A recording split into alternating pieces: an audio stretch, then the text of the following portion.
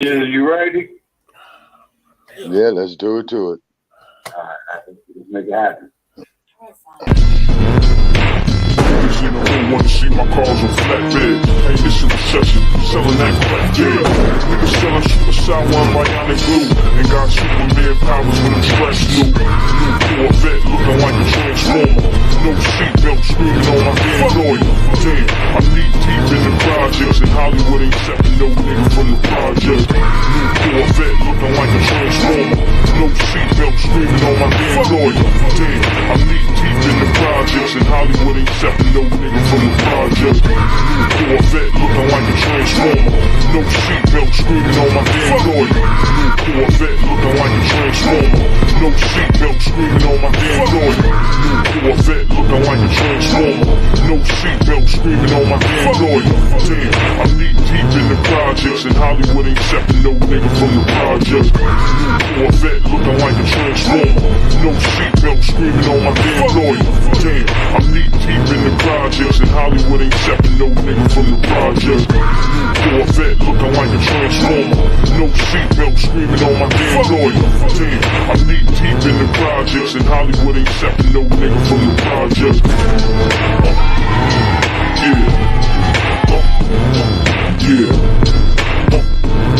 John Dillinger shit. Corvette looking like a transformer. No seatbelt screaming on my damn lawyer. Damn, I'm knee deep in the projects. And Hollywood ain't accepting no nigga from the project. New Corvette looking like a transformer. No seatbelt screaming on my damn lawyer. Damn, I'm knee deep in the projects. And Hollywood ain't accepting no nigga from the project.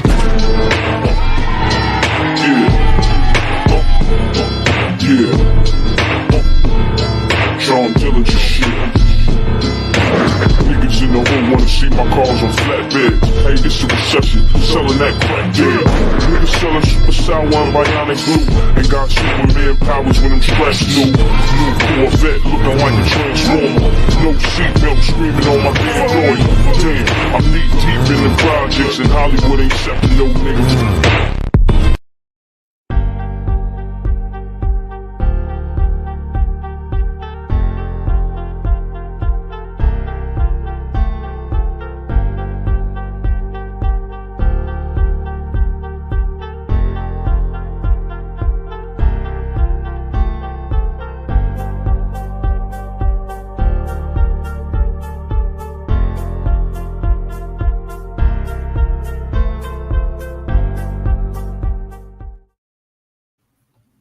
Good evening.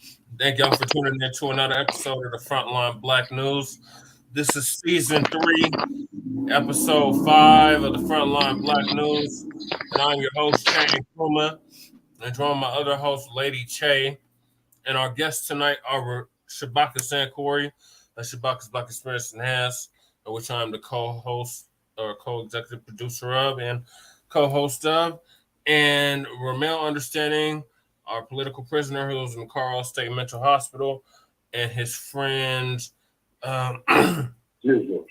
Jizzle. And on tonight's show, we will discuss several things. The first thing is Tangibles 2023 to Tangibles 2024. We're not letting up on them tangibles, Black family. I'm going through the announcement. Jordan Neely killed in New York City subway by white supremacist Daniel Penny on Monday. Enrique Tarrio, the leader of the Proud Boys, and 3 other members of the Proud Boys found guilty in January 6th trial. Good. California Reparations Task Force meeting today in Oakland, California. Myself, Che Nkrumah, and Tariq, Nasheed, and Black Voltron Reloaded, the new Black media, all spoke today. Denver Police Department kills Black man in Park Hill. Claims he had a knife and was threatening Oh, people. man. Black man in ATL, Atlanta, Georgia, shoots up hospital waiting room, goes on run. Right. Illegal immigrant kills family in Cleveland, Texas. Also goes on run, and he's found in Mexico, hiding in a closet under a blanket. Damn. Democrats, the Democrats, as we call them, the Democrats, are back fear-mongering for the 2024 presidential election. And then we got the Unhoused Neighbor News and the Unhoused Neighbor Sweeps. And so before we get started, Lady Che has an announcement. Go ahead, Lady Che. All right, this could take like less than 8 minutes. All right, check it out. I decided, well, we've been talking about it over here. Me and the family, meaning me and Jesse, and Rochelle, and my brother. And now we chopped it up with I had chopped it up with Shabaka too, and asked his thoughts and opinions on it earlier this evening before we even lit the show up. I decided to go ahead and run for city council at large in Aurora, where I'm at, which is one of the hot zones. Good. And I have no experience. Real good. Here's the thing, family. I'm going to continue to be unapologetically fucking black. I'm going to continue to be who I am. I'm going to continue to do anything because anything else is a facade in my nature. I just don't feel like I should have to make certain changes because it would be unnatural and it's fake. And I know these little pretty ducks like to go up and duck dance and talk polite and whatever, but I can't do it. And there's certain things that are very difficult for me, like talking to white people. Okay? Certain things are a real struggle. So I'm going to work with me as we progress in this new change. Shabaka will be right back. As we progress into this change for running for city council, it is a big challenge for the doll to come out and do something. But this city needs just a little bit of needs a motherfucker like this, because it's allowing certain things to happen that should never happen, and we're still being we're still not getting what we need. And I feel like when I was talking to the family meeting here, me and my brother Jesse, Ramel, I was saying, like, I'm gonna still run under the B1 agenda. For the simple fact is that when doing Jesse's campaign, I'm all up in the camera. Just said I turned on the camera. I didn't want to, family.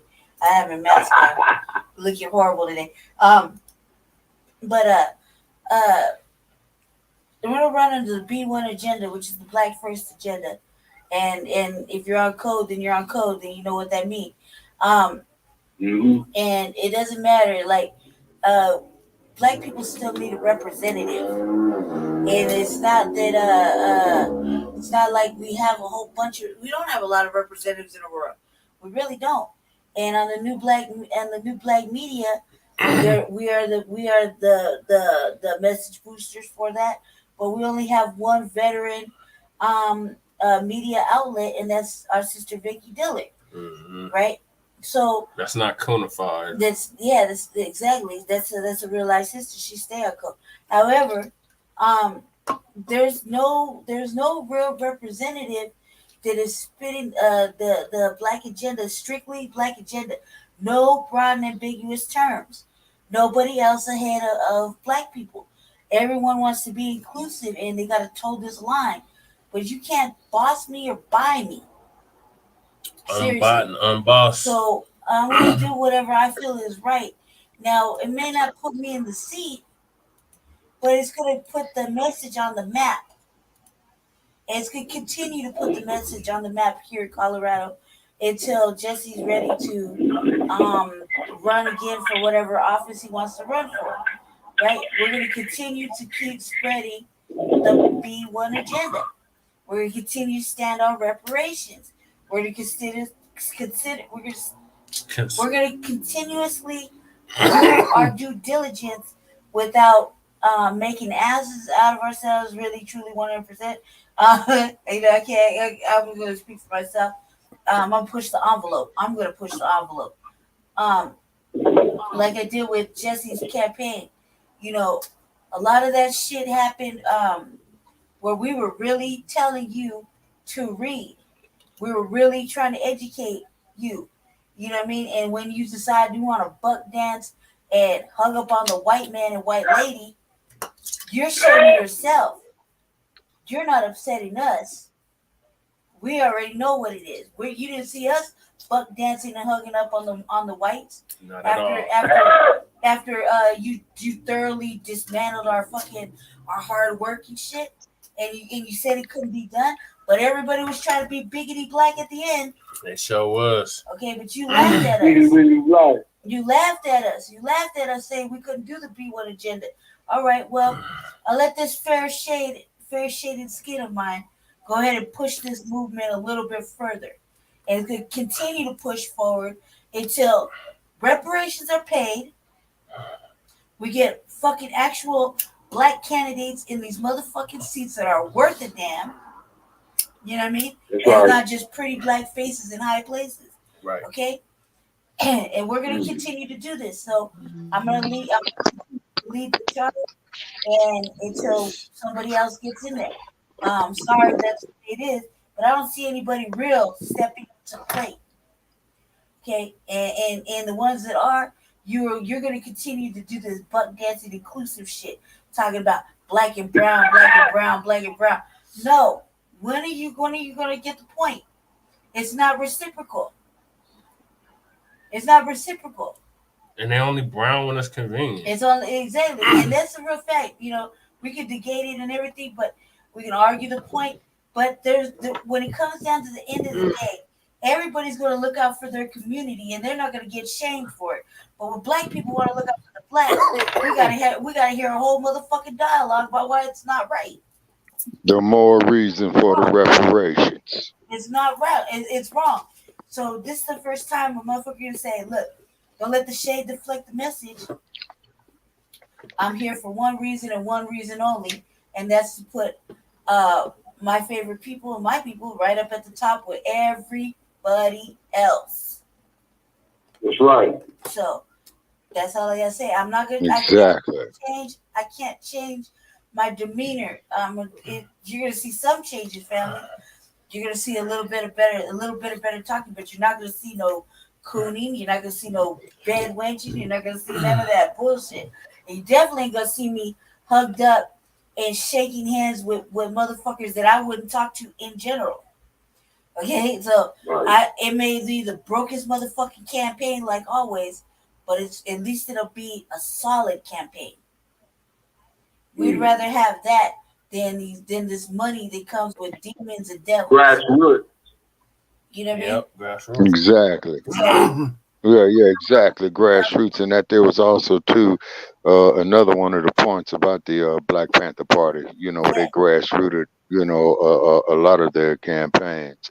Also, too, as I stated there, I looked at this stuff here. You know, she's still doing her introduction. One more second. All right. The other thing is Team Paris or Team Majors. On this side it'll be Team Majors, or whatever. Team Paris, Team Majors, us.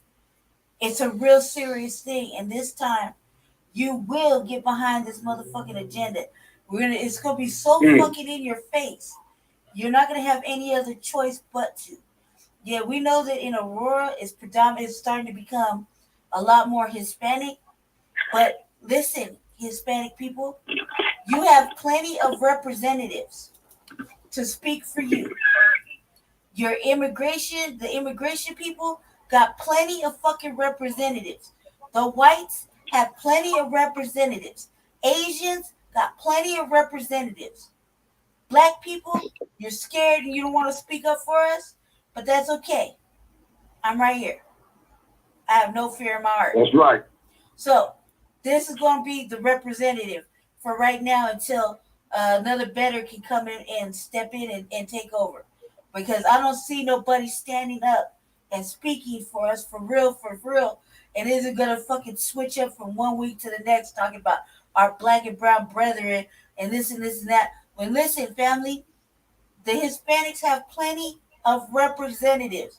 There's the Green Latinos, cuz there's all these There's coalitions. the Hispanic caucus. The Hispanic caucus, the Black caucus don't even. The Black caucus is taking Hispanics now. Come on now, stop it. So there's no real representative, and you may not like what I'm saying, but you know I'm right. And so That's right. Until somebody much more proficient and better decides they want to step up and actually be about black people specifically, first and foremost, before anything else. Damn right. You got to sit it down and just let me handle it, because I at least I know what it is to be on code. That's Vote what I'm for saying. Queen Sister Majors right now. That's what I'm saying. But we're still independent, and that's just the way it's going to be. I'm sorry I got to do it, but I don't see anybody else taking the realm. I don't see anybody else taking the reins, by taking the motherfucking bull by the horns and say, I'm going to stand up for black people. And the one person that did, you laughed at him and you fucking didn't do the right thing. And then you want to tell her, oh man, I don't know what happened, but I thought I voted for you. Come on, cuz, stop the cap. You had the fucking chance. And now y'all need to lay in the motherfucking bed you made.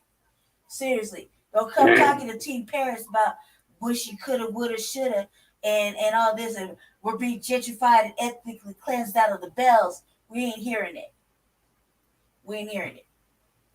So, go ahead, Jesse. I'm done. Tangibles. All right. Well, thank you, Lady Che. Congratulations on your run in Aurora. I gotta fill out the paperwork. Indeed. So I'm gonna get us. Well, Lady Che already got us started, but the first topic is tangibles 2023 to tangibles 2024. So give everybody a refresher course on what the tangibles is all about. So back in 2020, a brother by the name of Tariq Nasheed came up with the hashtag tangibles 2020. And in it, he was detailing what we, meaning foundational Black Americans, descendants of American chattel slavery, were going to demand from the two candidates. At the time, it was Biden and the Dump. And so the only thing that's changed, Black family, is the year. Everything else remains the same. Mm-hmm. Right. Exactly. Man, it's gonna be an open. It's gonna be like an open seat, huh? Like there was for the mayor's race, where there's like everybody and their mama running. So far, it's like 6 people. 6 people, yeah. Tangibles 2020. Ooh, I love tangibles. But now it's tangibles 2023, tangibles 2024. Can I read it? Yeah. Can I read it? Go ahead, Lady Che. I love reading tangibles, right? So let me read it. So 2020 is going to be 2024. All right. It says, okay. It says the 2020. You ready to scroll it? Scroll down. Yeah. It says the 2020. The 2024 presidential elections are coming up, and foundational Black Americans are going to reject the 50-year benign neglect policy that has been implemented by the political system.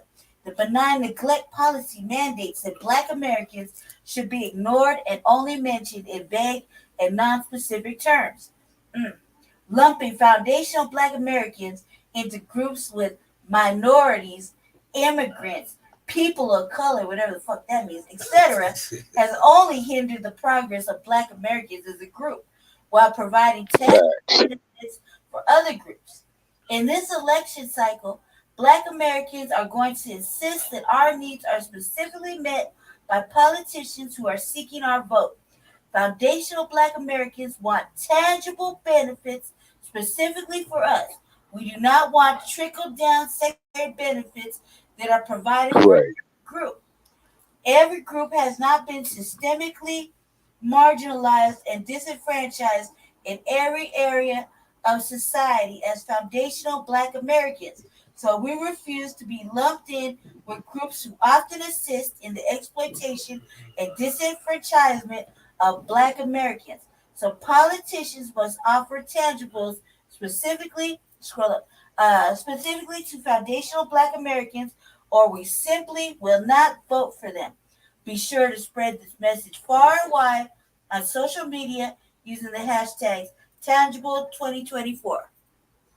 Thank you, Lady Che. Yeah, I love reading tangibles. It makes me happy. Salute.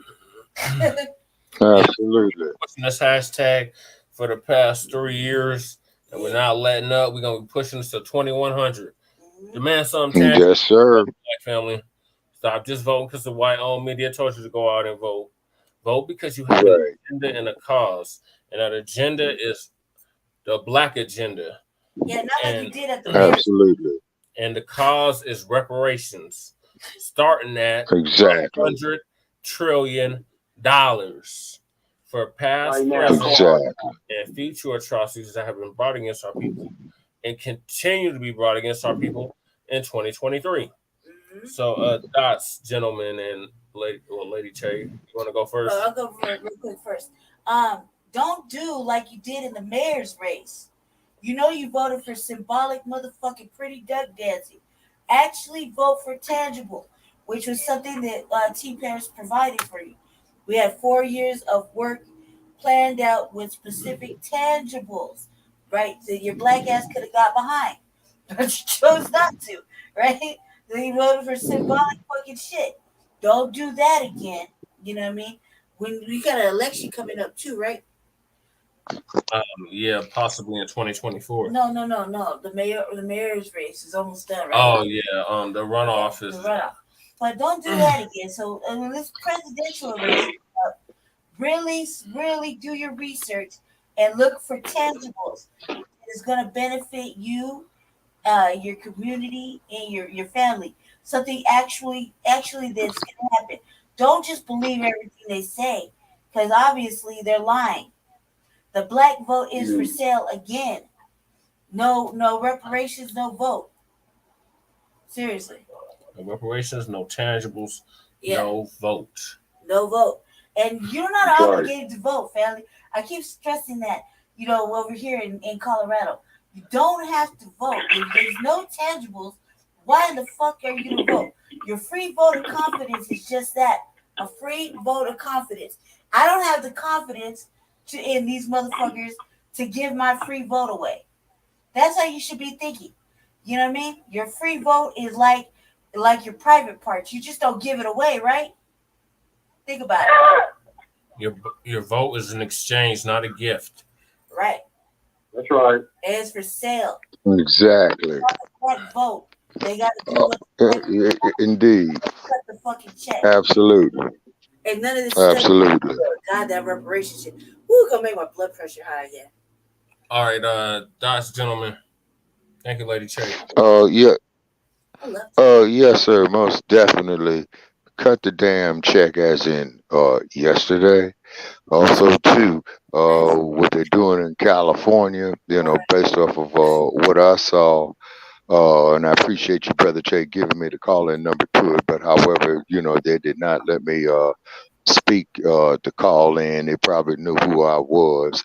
And getting to California, you got the damn money for the reparations there, okay? Because all the money you make off the fucking gold, doing the gold rush, all the money you make off of B of A, which is headquartered in San Francisco, Wells Fargo, headquartered in San Francisco, and then to ease the debt to the taxpayers of California, where I really could care less, but you got these other groups out there saying, well, that's our tax dollar. No, what you do is you go jack up Tweety Bird, you go jack up Suckenberg, okay, you go jack up the damn prison. Tax dollars going to Ukraine. Thank you. Okay, and then also too, too much. They're still showing that money. Yep. Still paying them much. I guess. Okay, and then well, go ahead, Shabaka. Yes, sir. And then also too, not only Stinky Bird and Fuckbook and all that, then the next pockets that you go get into is those assholes down there at Paramount Pictures, Universal Music Group, okay, 20th Century Fox. Them motherfuckers. Yeah, they got the money. Them bullshit ass shows they make with all that garbage, all these ass scratches and yassa bosses up there. What's the Charlie? We just love you so much, you the boss and all that shit, and jack up them goddamn movie executives down there in Hollywood. The writers are on strike. The writers are on strike. So they don't have AI. Man, now. Exactly, Brother Paris. You are absolutely correct. So them writers who are on strike are going to be the new members of the homeless crowds down there. Okay.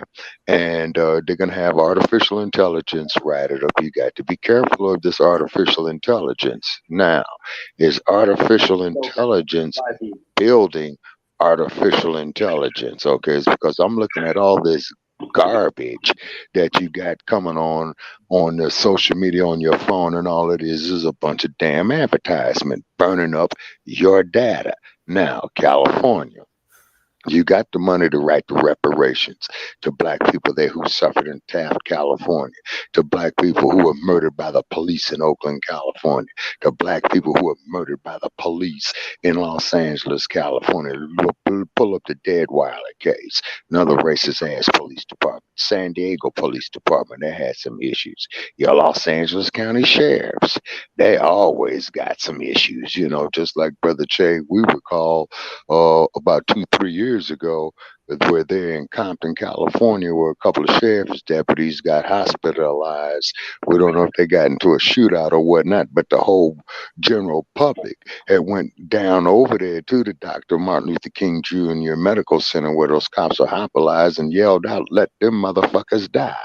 So if you got those many people, okay, going there vehemently, what they're saying is about a law enforcement agency right there. Oh yeah, you got a huge problem right there with any law enforcement agency in any county, in any city, and in any state. California, like Brother Paris said when he called in this morning, cut the goddamn check. You got the fucking money. Okay, assholes list. Ward Connolly, okay, who was a son of a bitch that tried to get an initiative passed in California to get rid of the racial quota system for colleges and universities. Another son of a bitch, Alan Bacc. Look at that case in 1978 in California.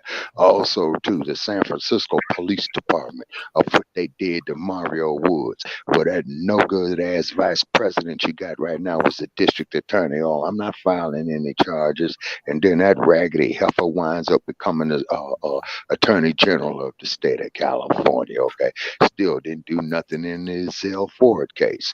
Black man who was deaf, handicapped, you know, who was handcuffed by the lapdogs in Newton Division. So he's handcuffed, laying on the ground. Then you hear one lapdog tell the other lapdog, "Go ahead and shoot him." And he puts a 9mm in his back. Okay, and we're not going to talk about Eula Love. We're not going to talk about the Rodney King case, and we're not going to talk about all the other undocumented cases of police brutality and whole goddamn state of California that goes on from Oakland to San Francisco to San Jose to Los Angeles to San Diego. And everybody wonders why the Black Panthers came into the existence in 1966. But we ain't supposed to know about that. We supposed to know about Amos and Andy, Yazavals and Rochester. Oh yeah, you the boss, skinning and grinning down here in Hollywood. They didn't even allow blacks in Hollywood at that time in the 1940s when they was making that shit.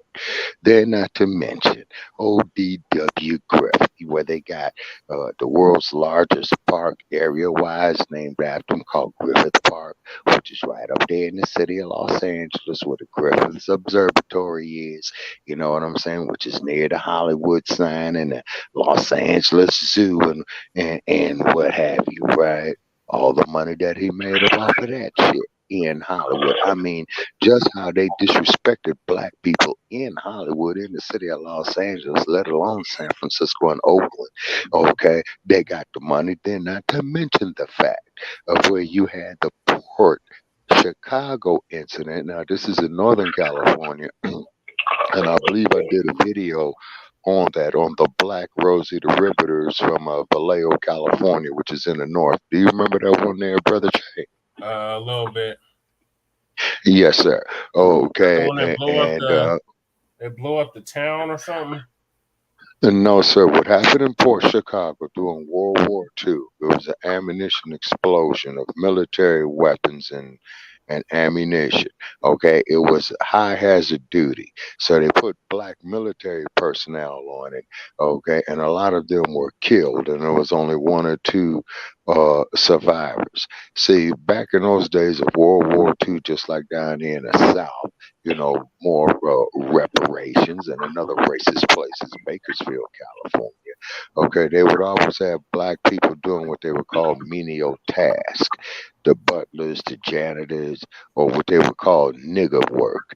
You see, which was the phrase. Yeah, you the see help. what I mean? But getting back to the town. Exactly.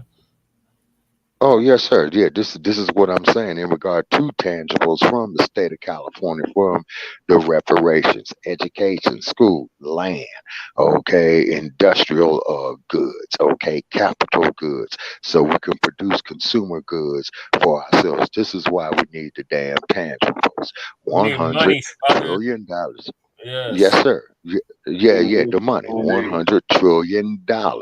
And then on top of that, we need the goods to keep revenue being produced strictly for, as they say, the people of color, foundational black Americans, or ourselves. You see what I'm saying? Yeah, we're You not see, because we cannot cape for other groups no more. It makes no economical sense. And then also, too, is that some bastard by the name of Charles that they've made a king over in England, from what I understand today. I didn't even look at that shit.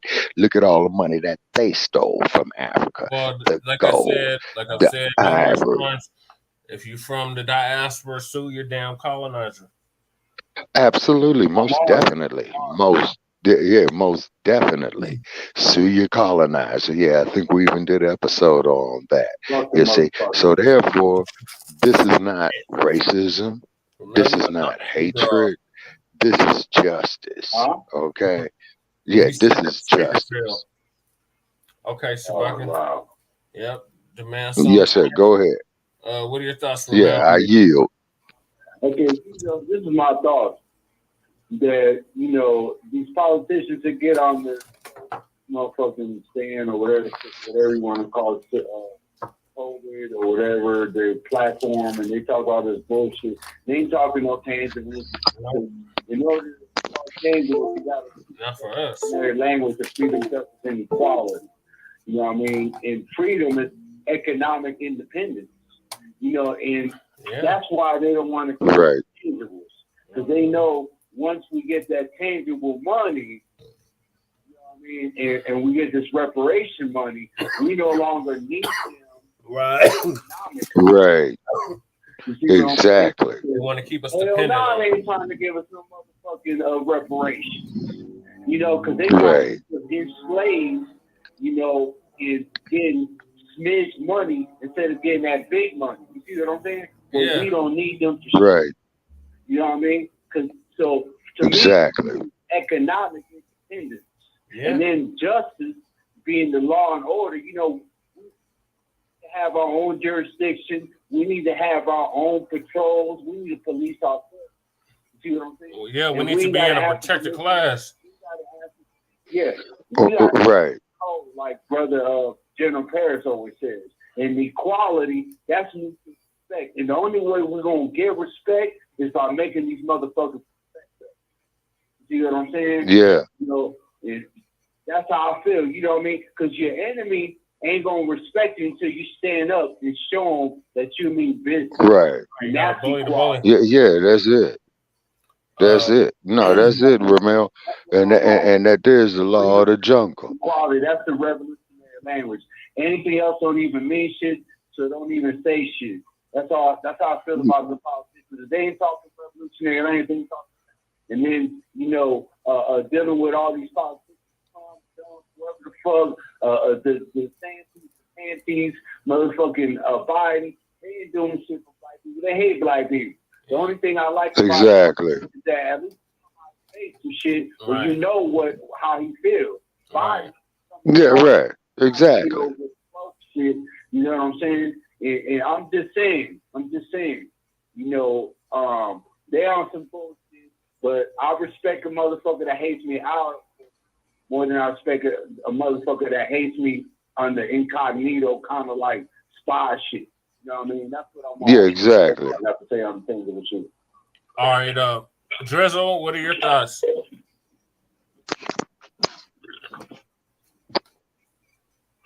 Drizzle. Did we lose Drizzle? Drizzle probably fell out. God damn it, Ramil. All right. All right. So I'm moving to our next topic. The next topic is going to be. I took them all. Okay. Jordan Neely. Oh man. Rest in power to Jordan. Oh man. Yeah, man. You rest in power. He was a Michael Jackson impersonator who was a black man first, and he was unhoused in New York City. Right. And he goes killed on the New York City subway on Monday by I'm not even going to call him a suspected white supremacist. I'm just going to say white supremacist, Daniel Penny. Right. On Monday. I guess he was a former Marine, or he is a Marine. Yeah. Okay, so they identified him. That's his name, Daniel Penny. Yep. Brother Che. Okay, yes. I'm just making sure.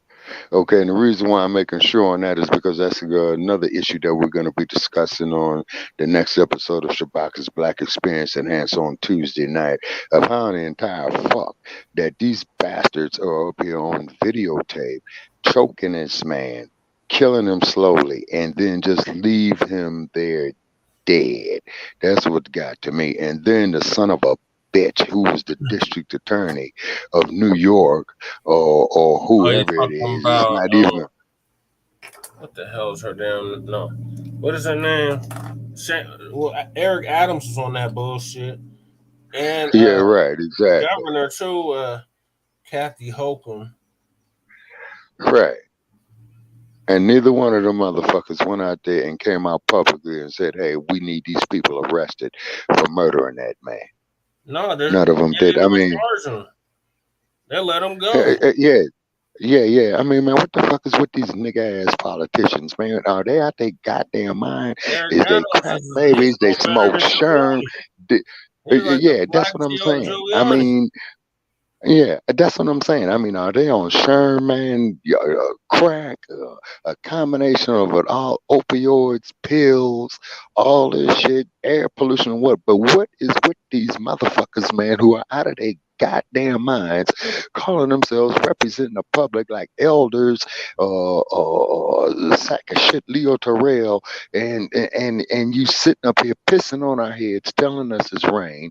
You're shitting on us, telling us it's snow. This was intentional murder in the first degree that they did to that man simply because they did not like his race. And then the man would go out there and imitate Michael Jackson, and I would imagine he would get donations off the subway, because in the Bay Area you would always see people entertaining to make them an extra few dollars, whether if it's dancing, singing, or what have you, or reciting poetry.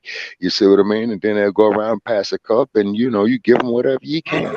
But they just gonna go up there and murder him. Now, if that was 3 black men that went up there and did that there to a white boy who did the same thing, I would even go so far as to say an Elvis impersonator. Just like when I did the live feed from Las Vegas, I saw the Elvis impersonator. I said, hey, Elvis, get off in this live feed. Oh, no. You heard what I said on the live feed, Paris, is that Elvis was a racist anyway, and that picture he took with Muhammad Ali, I wish Ali would have knocked the shit out that bastard. But you get these motherfuckers with their white privilege, okay? They murder this man. Oh, well, I'm white, you know what I mean? And, I'm above the law and all that. But it's very, very interesting, ladies and gentlemen, that I recall, is that during the Black empowerment era of the late 60s and early 70s, oh, yeah, them crackers, yeah, they were biting their tongues, when it came to that NGR term. And then also too, I saw a video today at a Walmart, where a brother is talking to this white dude, and this white dude is calling him a nigger, and then a white dude takes a object and hits the brother over his head. I don't have to tell you the rest, okay? Brother went up there, put the work in, stomped the dog shit out of him. You know what I'm saying? He says, no, man, we ain't with that nigga shit, man. Don't know what the fuck you talking about. So the dude was drunk, as they say, drunk enough to fight. Got his ass whipped, you know what I'm saying? And the brother humiliated him, and rightfully so. But then when these white bastards get up there and murder this homeless man, you know, from what I understand about Mr. Neely, you know, all he did was the Michael Jackson impersonations, and what video I saw on him, he was pretty good. So if he was on the BART or the LA Transit the system, you know, on the blue line or the red line, I would have thrown the brother a couple of dollars, you know what I'm saying? You know, and Yeah, but what he was a have you. black man, Shabaka. And Of course, that's the point, Brother Paris. Of course he was. And it's open season on us. It is open season on black males. Now, the white man and every other man wants to fuck the black female, okay? And we understand why, okay? But then there's a lot of these sisters out here who's got their minds fucked up on that don't even want black men. So this is what we mean on our narrative, is that we've got to rebuild the black family unit. Even Brother Malcolm had said, is that we hate each other so much due to the Ma'afa that we don't even want to be around each other. And that is a goddamn shame. And he told us this over 60 years ago. Over 60 years ago, the minister told us this. The heavyweight champion who sacrificed the prime of his career. Okay, hey, you know, black men do something for your families, protect the neighborhoods and what have you. But then the government system, as you have pointed out, Brother Che, with the LAPD Metropolitan Officer who came up dead, who told us about Operation Pegasus. Well, that shit was planted in the black community in the 80s and what have you.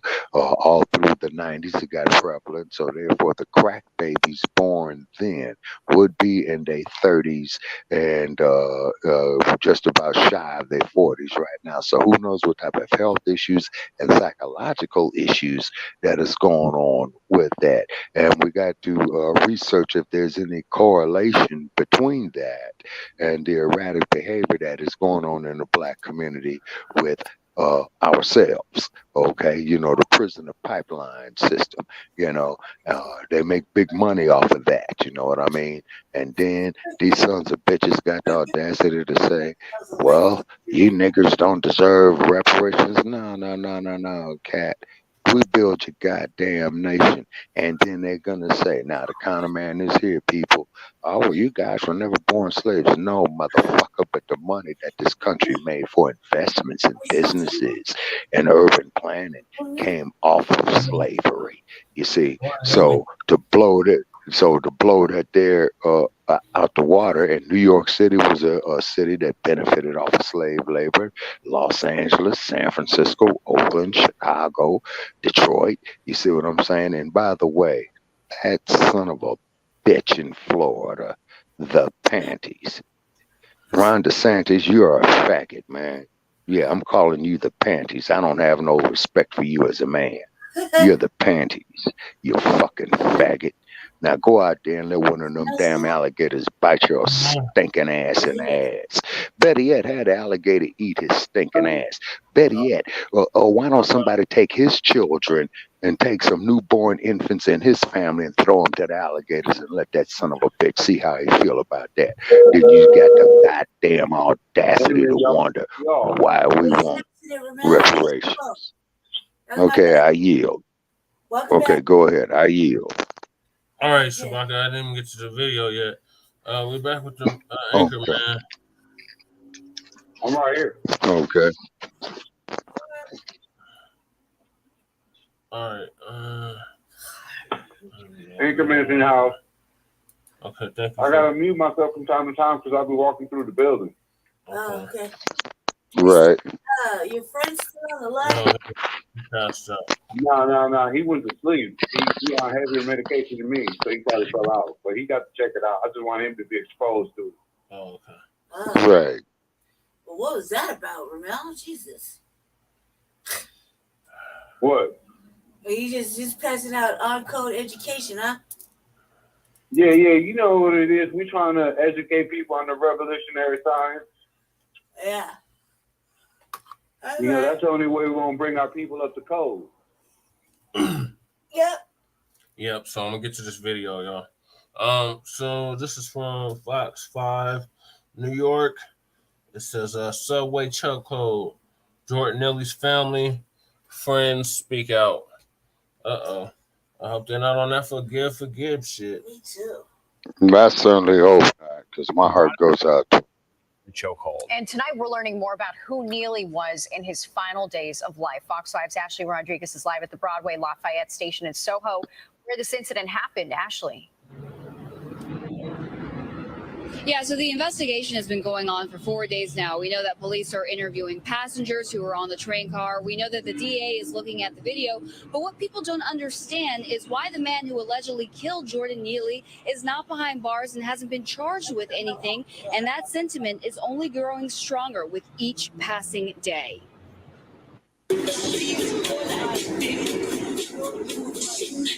You can find videos of 30-year-old subway and street performer Jordan Neely going back to 2009 circulating on social media, as well as the video capturing the last moments of his life.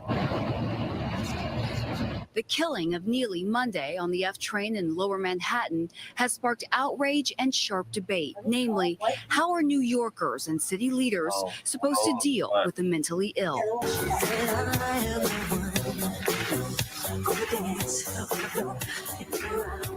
But people who knew Neely said he wasn't always struggling. Family members telling media outlets that he got worse after the brutal murder of his mother in 2007 when he was just 14 years old.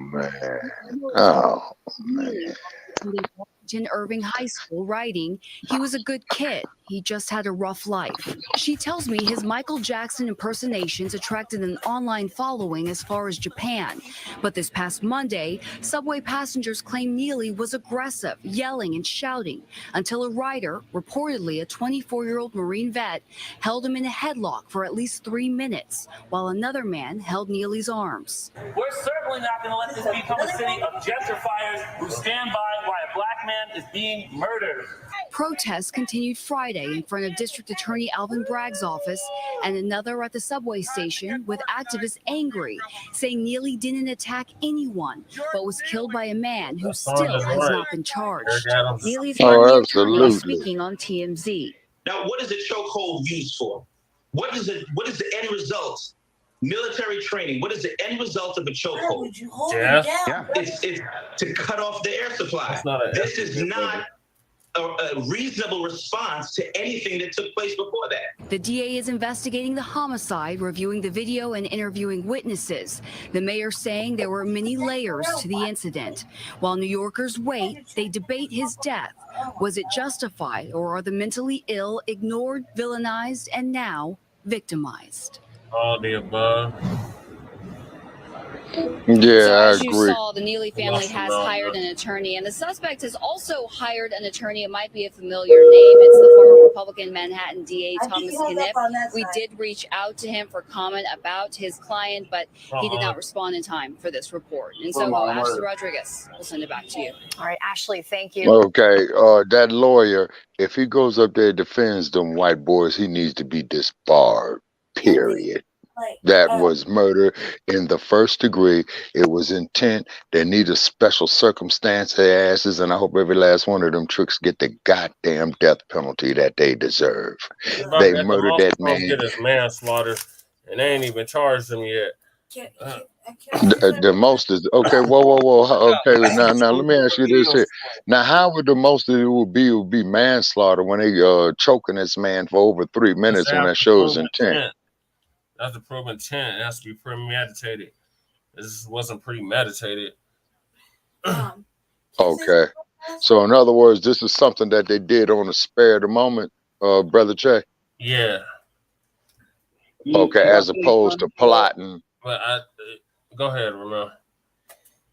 you know, I feel like the police are just waiting for somebody mentally ill to act up so they could just abuse that person. Because I've been in a lot of facilities where mentally ill people just get fucked up by the police. I mean, wickedly. Yeah, this wasn't even the police though. It was a white vigilante. Yeah. But I'm saying, you know what I mean? I'm just like, it's like they just took advantage of that man. Yeah, but him shouting and screaming is nothing to warrant this. Right. Exactly. That's just shouting and screaming. All he was doing was yelling and screaming because he was hungry. He hadn't eaten in a few days, and he was probably tired. Okay. When you're unhoused and delirious a little bit. You're delirious. Yeah, and then when you're all the above, and he was dealing with mental illness on top of it, and then you just heard that and plus he was hungry. When he was 14 years old, and she was stuffed in a suitcase. Like, let me say okay, so he's got posters. Yeah, let me say something too real fast. If anybody know about being angry and hungry at the same time, it's me, man. Yeah. I'm the worst with it. You'll hear me hollering, acting stupid because I ate. I can't control myself, you know. But that's not the point. The point is that if that was a brother, light-skinned motherfucker over there helping this white dude choke out another brother, I mean, that right there, why isn't he being charged? You know what I mean? Yeah, he had, right. Okay. He had hands on that brother. He should at least be charged with aiding and abetting and murder around watching this man get killed. Like, right. And he should have intervened. No, he should have intervened. And I don't know about New York law, but however, in the state of California, I do know for a fact is that if you see this individual being murdered like this right here, yes, you can use deadly force to prevent the homicide of this man, rather if it was intent or unintent, or rather if the perpetrator was crazy or what have you, or 5150 as they call it in California, okay, then deadly force could have been used on his ass. Shit, no, I would have got off in that shit right there. Yeah, there was and I'm making it plain. There was nothing that warranted this. No, it didn't. Except the only thing is white supremacy. Oh, this nigga. No, that's exactly. Oh, we got to put him under control. Let me step in. Let me step in. Oh, yeah. And y'all just sit here and hold him down and watch. Yeah. So I got another video, and it's about the white boy that did the shit. Daniel J. Penny. And the only reason why we found out what's his age? He is 22. The only reason why we found out found his name out because the new black media goes to work every time something like this happens and does all the yes, sir. And research. Yes, sir. Just like, and then too, Brother Chase, similar case in Oakland, California, when John Lee Cowell had murdered little Neil Wilson, and you witnessed me do a live feed from the MacArthur BART station, which is like the Bay Area's version of the subway, okay, where they had the vigil out there and what have you, and then her father had came on there and stated that, well, we asked you in the black community to stand down. No. This is when you ask the black community to step up. And then I had asked those Bay Area rapid transit police officers, the same agency that murdered Oscar Grant, about 5 days after they captured John Lee Cowell. I said, hey, BART police, I got a question for you. And they yeah, well, what's that, sir? How come y'all didn't murder that bastard John Lee Cowell when you found him like you did Oscar Grant? Right. And what did I get in return? Crickets. Yeah, so I said we did the research. We found out the dude's name. He's a Marine or a former Marine. And okay, you got an address on him? The I'm pretty sure they do. The new Yeah, what's his last known address? Put it out there. Put him on blast. We need that bastard uncomfortable. We need him constantly watching over his shoulder. We need him pissing and shitting on himself. You know what the fuck he did. And then with this here being a psychopath, okay? Because what that man did was psychotic. He was a psychopath. He knew what he was doing, but he didn't care. Daryl Gates was a psychopath when he said, the reason why black people die from the chokehold because their ventricle veins in their neck do not reopen up after the pressure is released in normal people. So you see the parallel right here. Mm-hmm. Yeah.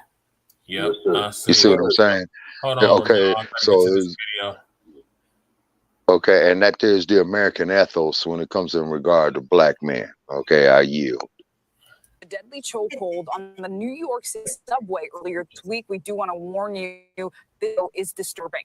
The 24-year-old rider allegedly holding Jordan Neely in a chokehold has now been identified as Daniel J. Penny. In a statement given to NBC News tonight, Penny's attorneys say he is a college student and a Marine veteran. His lawyers also say, quote, Daniel never intended to harm Mr. Neely and could not have foreseen his untimely death. Penny is yet to be charged with any crimes. Of course, we will continue to monitor this story for more developments. So thanks for watching our. See, you just get away with killing a black man on a fucking subway, and you can't get no charges. And the brother helping the white man kill this brother, he ain't get no charges either. And there's nothing but white allies outside walking around protesting this shit. What the fuck is wrong with us? I'll wait. Go ahead, Ramel. Paris. Yeah. Yeah, I got the brother back on. I guess my phone was messing up earlier, and we couldn't hear him. Because, you know, I'm on a three-way on this cheap phone. Hey, your phone's going in and out. Yeah, can you hear him? Yes. Yeah, we can hear him. We can hear you, though, Jizzle. You can hear me? Yes. You can hear me? Yes, sir. Yeah, we can hear you. Y'all's phone is going in and out. That's what I'm saying. Oh, okay. Well, just, can you hear us? Yes. I can hear you. Y'all coming in and out. I can't read no camera. Ramel, stop moving How around. about now, Jizzle? Can you hear us now? Jizzle. Hey, Ramel. Yeah, can you hear us now? You can hear me. Yeah, you can hear me. I'm trying to let you know I can't hear y'all going in and out. Okay, can you hear me now? Can you hear me, Jizzle? He can't hear you right now. Keep going to the shoulder. Yeah, we can hear you, Jizzle. Maybe he has it on mute. We'll try to get him on again real quick. Keep the show going. Okay. Yeah. Yes, sir. Okay. And also, too, so therefore that there goes to show his intent. Plus, he's a Marine veteran, so which means is he has special training. When that training itself is a weapon within itself, depending on, you know, what state that you're in. And for the district attorney not to intervene in that case is the same shit that Kamala Harris did, or very similar to when Mario Woods was murdered by the San Francisco Police Department. Now, the DA in that jurisdiction right there, and who is it? Eric Adams who is the mayor of New York, I believe. Brother Che, correct me if I'm wrong. Yes, we're about to get on all that. I got another video to play. Yes, sir.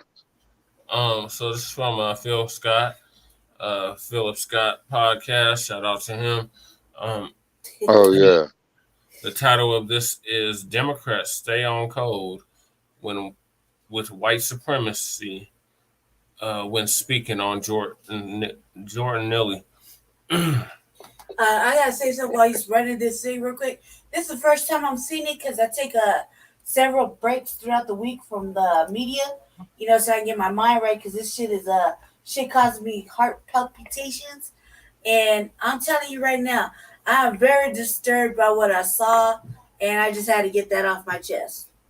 There's a case going on out of New York City right now with a brother by the name of Jordan Neely. Now, New York has been always one of my favorite cities because I get a lot of love from New York, and shout out to all the brothers and sisters out there in New York. Some of you I've met. Jordan Neely was a young man that came to some internet knowledge that he used to dress up and impersonate Michael Jackson. There were photos of him doing this, internet videos. He would also like to do this not only in Times Square, but he would also like to do that in the subway to entertain people. Jordan was just living his life like normal, but later down the line between 2016, 2017, his mother lost her life brutally at the hands of a man that she was dating, his stepfather. Now, that event really disturbed and really messed with the mental health of Jordan. Ever since the tragic loss of his mother, his friends and other family members say Jordan has not been right ever since. Jordan experienced, times of homelessness, and he was homeless at this time period. New York City is a city that's very tough. It's very expensive, very.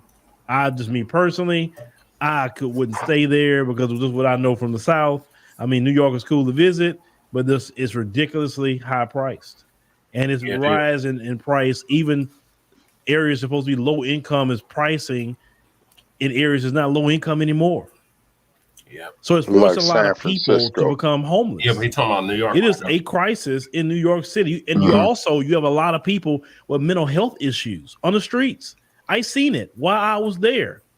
Definitely this time around, it was more people I saw homeless this time going to New York than any other time. And people with severe mental illness on the street. I'm like, man, they really need to kind of get these people kind of away because, man, they can snap off on you anytime. You can be walking by minding your business and somebody snap off on you because they got mental health issues. So Jordan Neely was on the subway. And while he was on the subway, he was having a mental health episode, which a lot of people have. And he started to scream. It was being reported and yelled that he was hungry because he was homeless. He didn't have anything. He said he was tired. He didn't care if he went to jail. He said he just wanted to, he don't care if he died because the man was suffering homelessness, still dealing with the loss of his mother and severe mental health issues. And he was not getting any kind of help by the mayor, Eric Adams, and also the governor. They want to spend more money putting police on the street instead of addressing the homelessness and the severe mental health issues of a lot of people that's on the streets of New York. These are American citizens. Our government rather give all this money to Ukraine instead of spending those billions of dollars getting the help that American citizens need in New York City. So reports have said that Jordan Neely was just screaming. He wasn't fighting anyone. He didn't stab anyone. He wasn't punching anyone. There was a freelance journalist there by the name of Mr. Velasquez said that he didn't actually see how anything got started, but he heard a thump. And that's where it comes to a lot of video that's being shown in pictures. I'm not going to show that video here. As you know, my policy on that, I don't like to show black people in those conditions or black people passing away like that. I think that's real traumatizing. I didn't show Tyree Nichols either. So I just want to let you know I'm not doing that. Yes, I've seen the video. Yes, I've seen the pictures, but we're just not going to post that here. You can find that somewhere else. So y'all seen the video. So the guy that was choking him with assistance from others, 24-year-old Daniel Penny. He was a former U.S. Marine. Watching the video itself was very despicable because Daniel decides to put this man in a chokehold. And it's two type of ways you can restrain. You can actually restrain somebody, just kind of like putting your arm around them and kind of putting more weight on the top part of the chest, or you trying to really snuff them out and you doing it on the neck. Daniel was trained by the United States government. He knew exactly what he was doing. And while Jordan was trying to fight, you had two other people holding the brother down, not even concerned about, hey, wait a minute, this Conspiracy. dude, you doing this too much, dude. And then if you watch the video, Daniel not only had his arm around his neck, he stretched back. So anybody that knows anything about that, you know you're really trying to take somebody out by doing that. So he choked the brother out, and even when the brother was out, they said he still kept the hold on him for at least another few minutes after he was out. Intent. So this is why a lot of people have been saying, hey, murder in the first. Dude need to be charged with a crime. No, he needs to die. This dude, no, he needs to die. This is not right whatsoever. In my opinion, the dudes that helped him, hold him down, they need to be charged too. Because after the brother was gone, need to die. by the time the paramedics got there, people was telling him, "Oh, he'll be all right." He all right. But while the brother was choked out. Now, the response that I want to get to is your Democrat friends. I got a couple of your Democrat friends. So let's play a clip the Democratic Party. of Governor Kathy Hochul. Let's play a clip of her. I want you to hear how she speak about the issue in related to Jordan losing his life at the hands of a vigilante who is not deputized to do anything.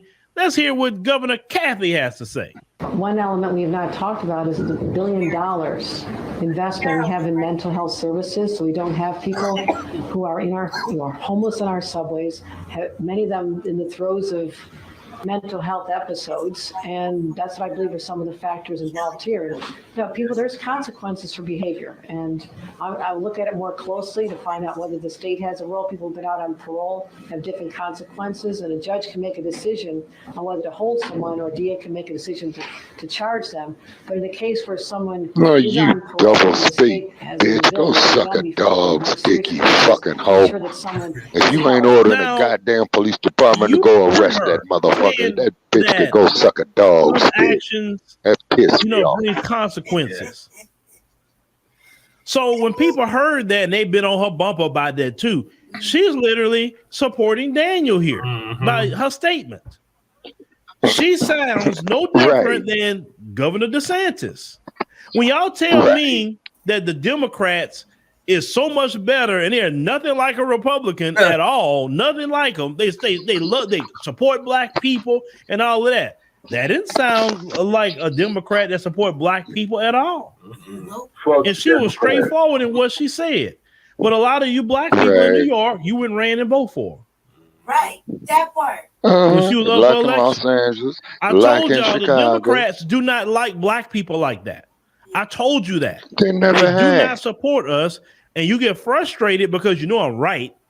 But then you also get frustrated, like, well, what are we supposed to do then? Who are we supposed to vote for?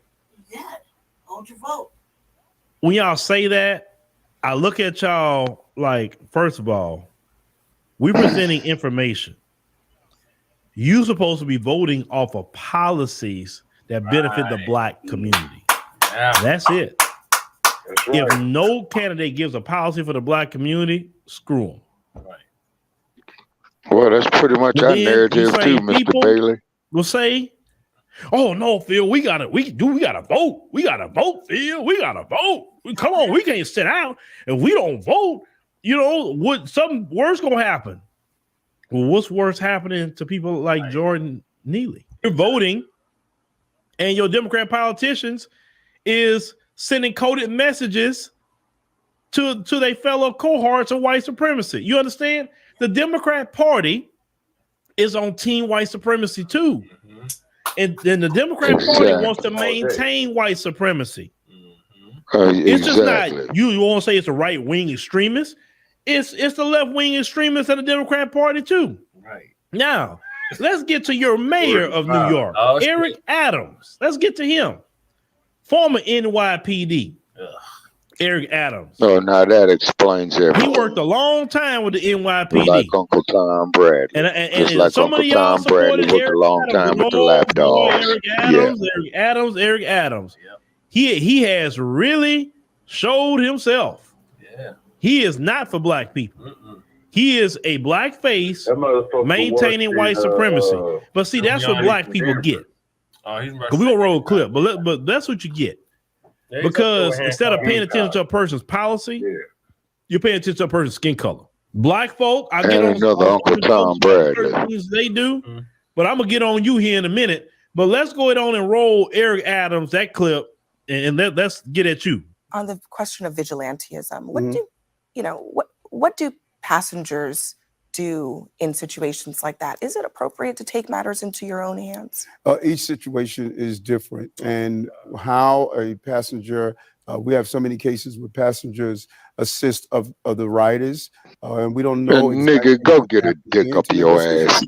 And each situation is different. I was a former transit police officer, and I responded to many jobs where you had a passenger assisting someone. Man, shut the fuck up, Eric Adams.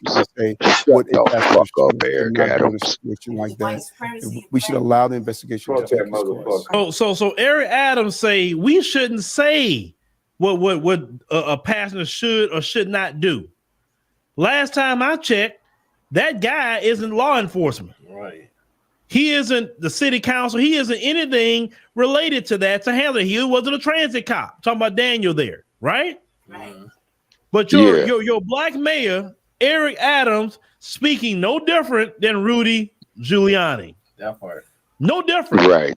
But these are your Democrats that you support. Black folks, the reason why I say this is a lot of times with these black politicians, your fault. You got to get out of that. Just because I see him look like me, he got my same skin color, he gonna be for me, or she's gonna be for me. Get off that symbolism. How many times that you got to get burned like this? Stop voting, looking at a person's skin color and look at their policies. Right. If their policies don't help the black community, then you don't vote for them. Period.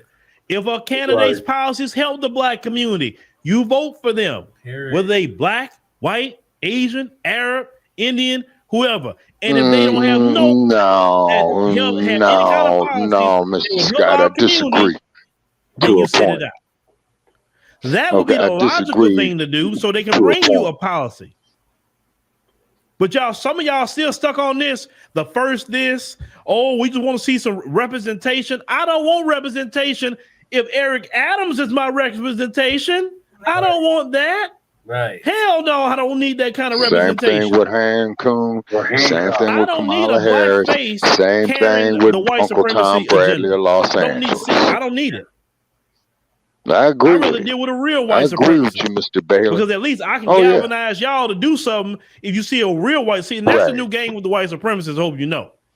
They're going to be using black people and other quote-unquote people of color to pass out their agenda, what they're trying to do. Because see, it's too easy to galvanize against them when they do it. But when Eric Adams do it or Barack Obama does it, understand what I'm saying? Right. Or Uncle Tom Bradley or Hankun. You're not going to go and react the same. Or if Barack London Obama Bridge. or Eric Adams do anything, or Leticia James do something, you understand what I'm saying?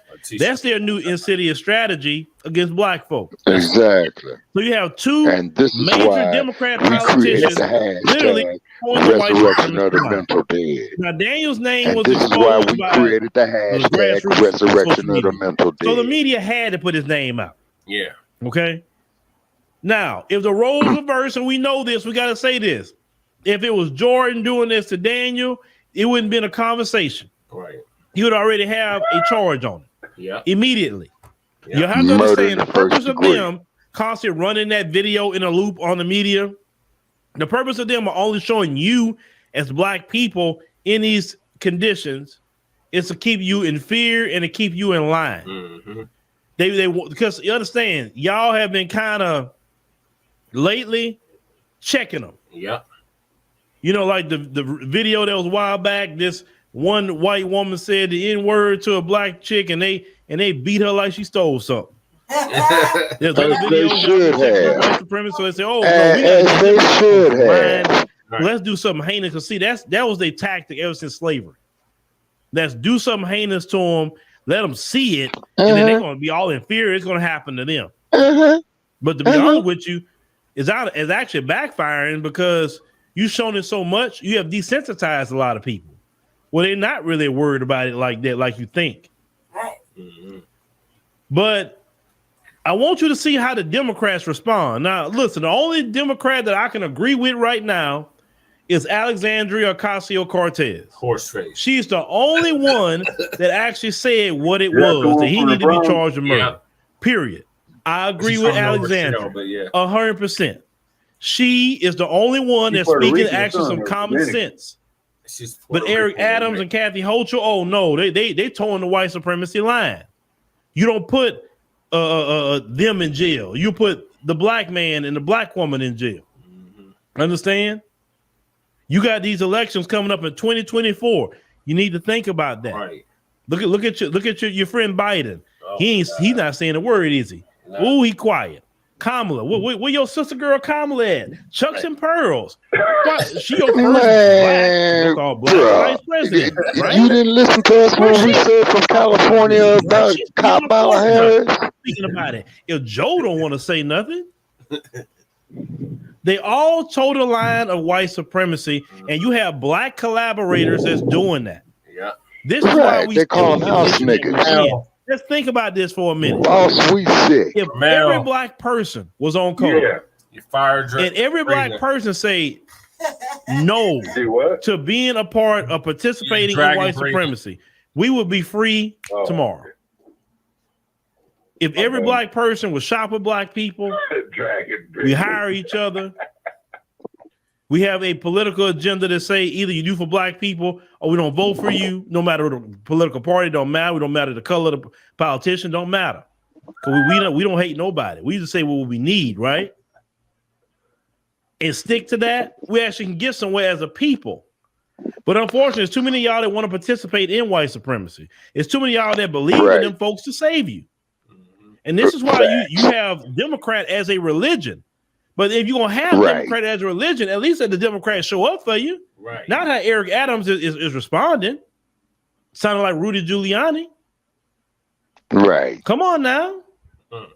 I thought the Democrats were better. That's what y'all told me. Okay. Y'all told me I'm wrong. Some of the things that I Larry say. Elder sounding like Ronald Reagan. This is a time for the Democrats to show what y'all talking about. And every time they fail you.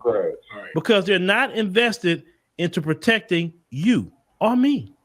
They are invested in maintaining white supremacy. And part of maintaining white supremacy is to make sure you maintain a way that they can hurt and harm black people without consequence. Now, black people have been responding as causing some minimal consequences for them, and they're not liking that. Y'all sending them to jail, y'all turning up. They don't like all that. Because they feel that they should be able to do whatever they want to do to you, and you just go home and just forgive them. Damn. But Jordan Neely needs justice. Yeah, he does. Okay, look at 1992 in Los Angeles. And the city of New York needs to look at the city of Los Angeles in 1992. If I was him, I would at this point. Oh, yeah, big time. I would be the family attorney right now if I was Benjamin Crump. All these married or whoever else. Because New York got a big bag. And that family needed, right?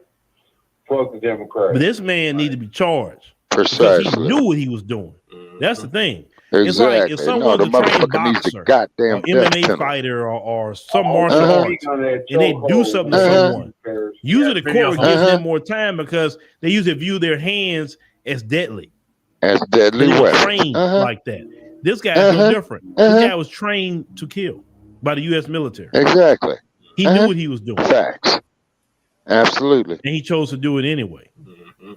Facts. Well, let me know what y'all think about this particular story. We're going to stay looking at the development of this story. Jordan needs justice. And the people do not need to be silent until State Attorney Alvin Bragg brings charges. Because let's call it what it is, Alvin Bragg. You did all this fanfare about Trump for some financial things, right? But yet you won't deal with this. You sit up there and put charges on a former president, but you taking all day with this. Like, what's going on with that? When you got a video, it's called hypocrisy. You have a video.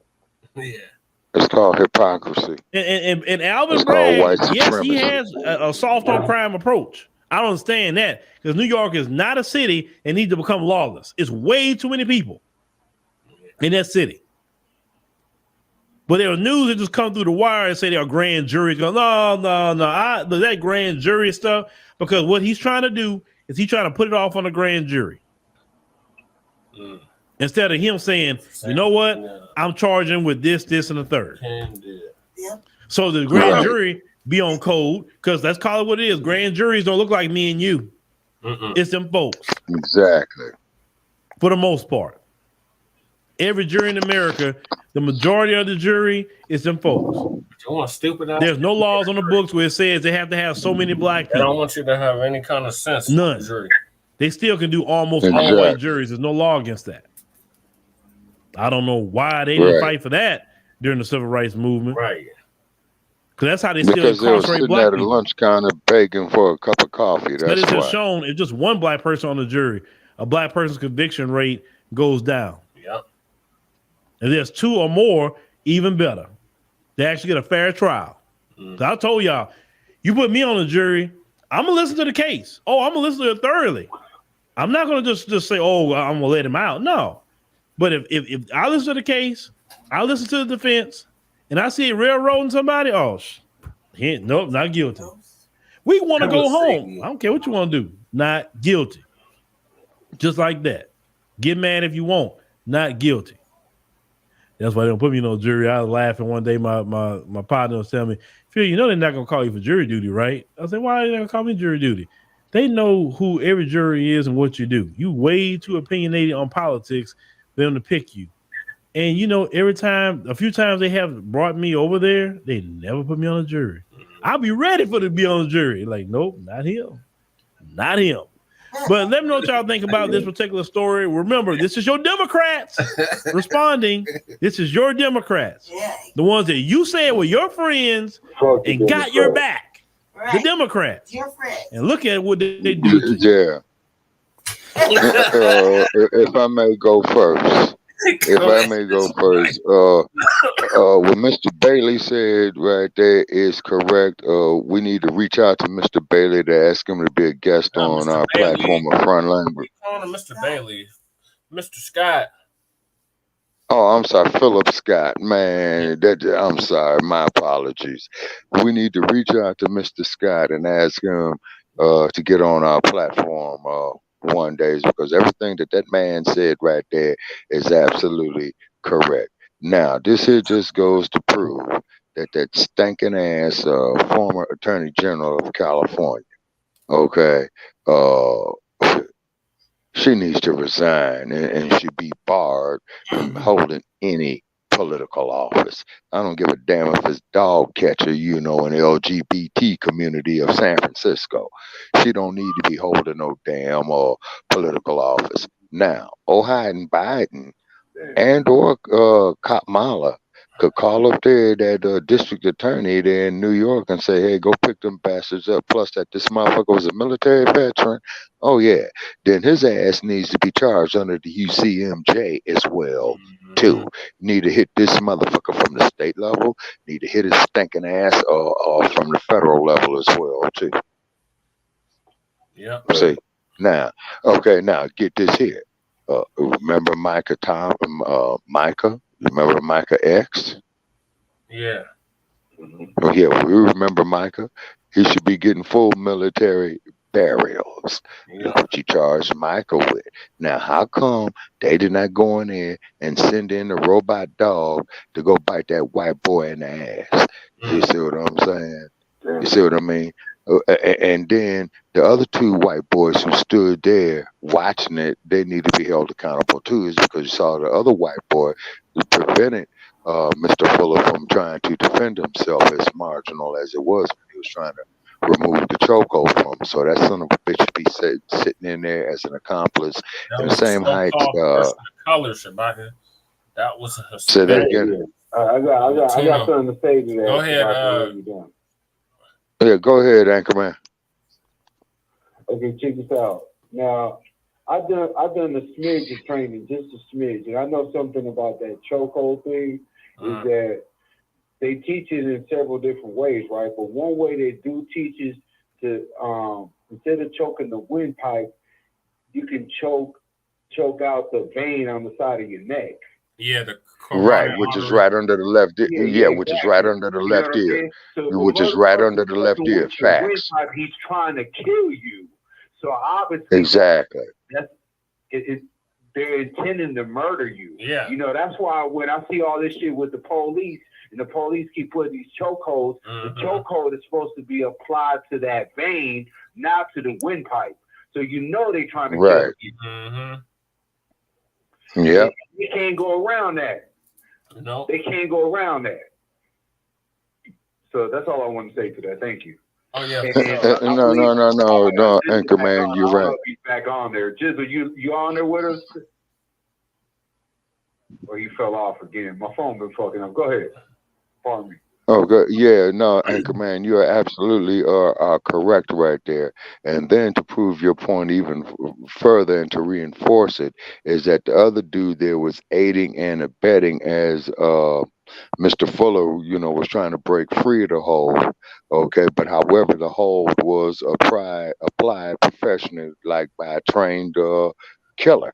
Basically, what it was, you know, this dude who applied this chokehold had this asset of this knowledge to kill, you know, with his bare hands, or in this case here with the chokehold, in which he did murder in the first degree, because that knowledge constitutes a deadly weapon. Now that is under California law. Now I don't know about the state of New York, okay, but California is a trip. But like I said, old Cop Mala, who holds a JD degree, you know what I'm saying? Dr. Jurisprudence, Vice President of the United States. How come she can't make a call right there and tell her detail? Look, here's what you do: you go kidnap that motherfucker and get him in a goddamn jail cell within the next 24 hours or less, or I'm going to charge your ass for aiding and abetting him. Man, they know how to find that motherfucker, man. You know what I'm saying? Yeah. They know how to find that motherfucker, man. They ain't gotta choke the windpipe. They could just choke that vein, man. Right. Yeah, it's called the carotid artery. It's under the left ear. Subject. Yes, sir. Last one for this subject. The story of Jordan Neely. And you know, I was shocked when I heard about how this Marine was arrested and they released him.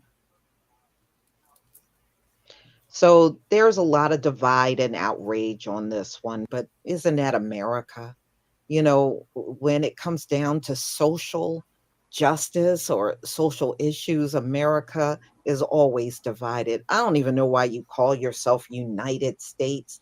Can you please explain to everybody where you're united? Right. Because we're failing to see it. It must be one of those mysteries of the earth that nobody will ever see. So anyway, Marine says he acted in self-defense when Jordan Neely aggressively threatened him and other passengers on the New York City subway, and never intended to harm the homeless schizophrenic who later died in the hospital. Well, if you put any, I hate to be the bearer of bad news. 15 minutes, could you pause that for a minute? I got something to say on that. It more than likely. There's one thing I need to say on this. When you look at that video closely, you will see that that man defecated on himself, if you know what to look for. Just like you and I, Brother Paris, where we looked at the video multiple times with George Floyd, and we saw when George Floyd passed away. Yes. Mr. Fuller was dead, okay, after that chokehold. He was dead when the white boy released the chokehold. And the white boy knew that he had killed him. That's why he had released the chokehold, because he had his full intent. He was trained to do it, so he know what to look for to make sure that his prey was dead. And if you look at that man, the way his body went limp, and you could see, if you look closely in a certain area, you will see that he had defecated on himself. Just like how you and I, Mr. Paris, witnessed on the video with Mr. Floyd, where he passed away, where he was urinating on himself when he was saying, I can't breathe, I can't breathe. So you lose control of your body functions upon your transition. And that's what happened in both those cases with Mr. Floyd and with Mr. Fuller. And the son of a bitch who did it should be charged with murder in the first degree with the death penalty, and the asshole who helped him do it should be sitting in the next goddamn electric chair, the next gas chamber chair, or the next hanging thing that they got. I think they call them the gallows. Let them die together. They killed that man together. Let them die together. Yeah, well, you know, in a perfect world that would happen, but this ain't a perfect world. You're right. Yes, sir. You're right. So what's happening is I gotta run to the bathroom. Yes, sir. So I'm just gonna let this video play. All right. All right. Won't make it. All right. So the former Marine put 30-year-old Jordan Neely in a chokehold on a subway train in New York prior to his death on Monday, released a statement in which he said that he acted in self-defense. Well, let's skip over that because y'all say the same thing over and over and over, you know. So anyway, earlier this week, Daniel Penny was involved in a tragic incident in New York City subway, which ended in the death of Jordan Neely. We first would like to express on the behalf of Daniel Penny our condolences to those close to Mr. Neely. Mr. Neely had a documented history. So he had mental illness. He was schizophrenic, and it was well documented that he had mental illness. Now, they said it actually got worse after the death of his mother. That's when he really started going downhill. Now, you know, we see a lot of these stories on mental illness, but the bottom line is America have it where, you know, these folks are adults. So they can't make them be treated for the mental illness or be on meds. They pretty much do whatever they want. And unfortunately, not all, but some of them do become a danger out in public. Some do. So anyway, they said Mr. Neely aggressively threatened Daniel Penny and other passengers with the help of others, acted to protect themselves until help arrived. Okay. Now, the problem I have in this, all right, so let's say you did all of this. Did anybody call 911? Because I don't see that anywhere in the story. For too long, those suffering from mental illness have been treated with indifference. Yes. Yes. Right. They see Black men and women and even our children with mental illness as a threat. So when they come around those kind of men, women, and children, they always take on this position of, I had to defend myself. And they don't see that there is something going on with this person. And unfortunately, America has not done a good job in handling people with mental illness, period. Right. It was just a few weeks ago, I did one on 988, how people that are having a mental health crisis, they call 988 and they're told they will get back to them in a few days. How are you going to get back to somebody in a few days that may be suicidal? Please explain. Right. You know, explanation. That's a system designed to fail. Job with it. Terrible. Yeah, that's a system designed to fail. They certainly have never really fully educated the public on spotting somebody with, you know, having a mental crisis. See, he's somebody with real documented mental health issues, well documented. You know, he doesn't have it like many of you. You commit a crime and then all of a sudden you're mentally ill. No, he didn't have that. He had the real thing. Yeah. So anyway, Yeah. Ladies and gentlemen, for too long, those suffering from mental illness have become a threat or indifferent. We hope that out of this awful tragedy will come a new commitment by our elected officials to address the mental health crisis on our streets and subways, it concluded.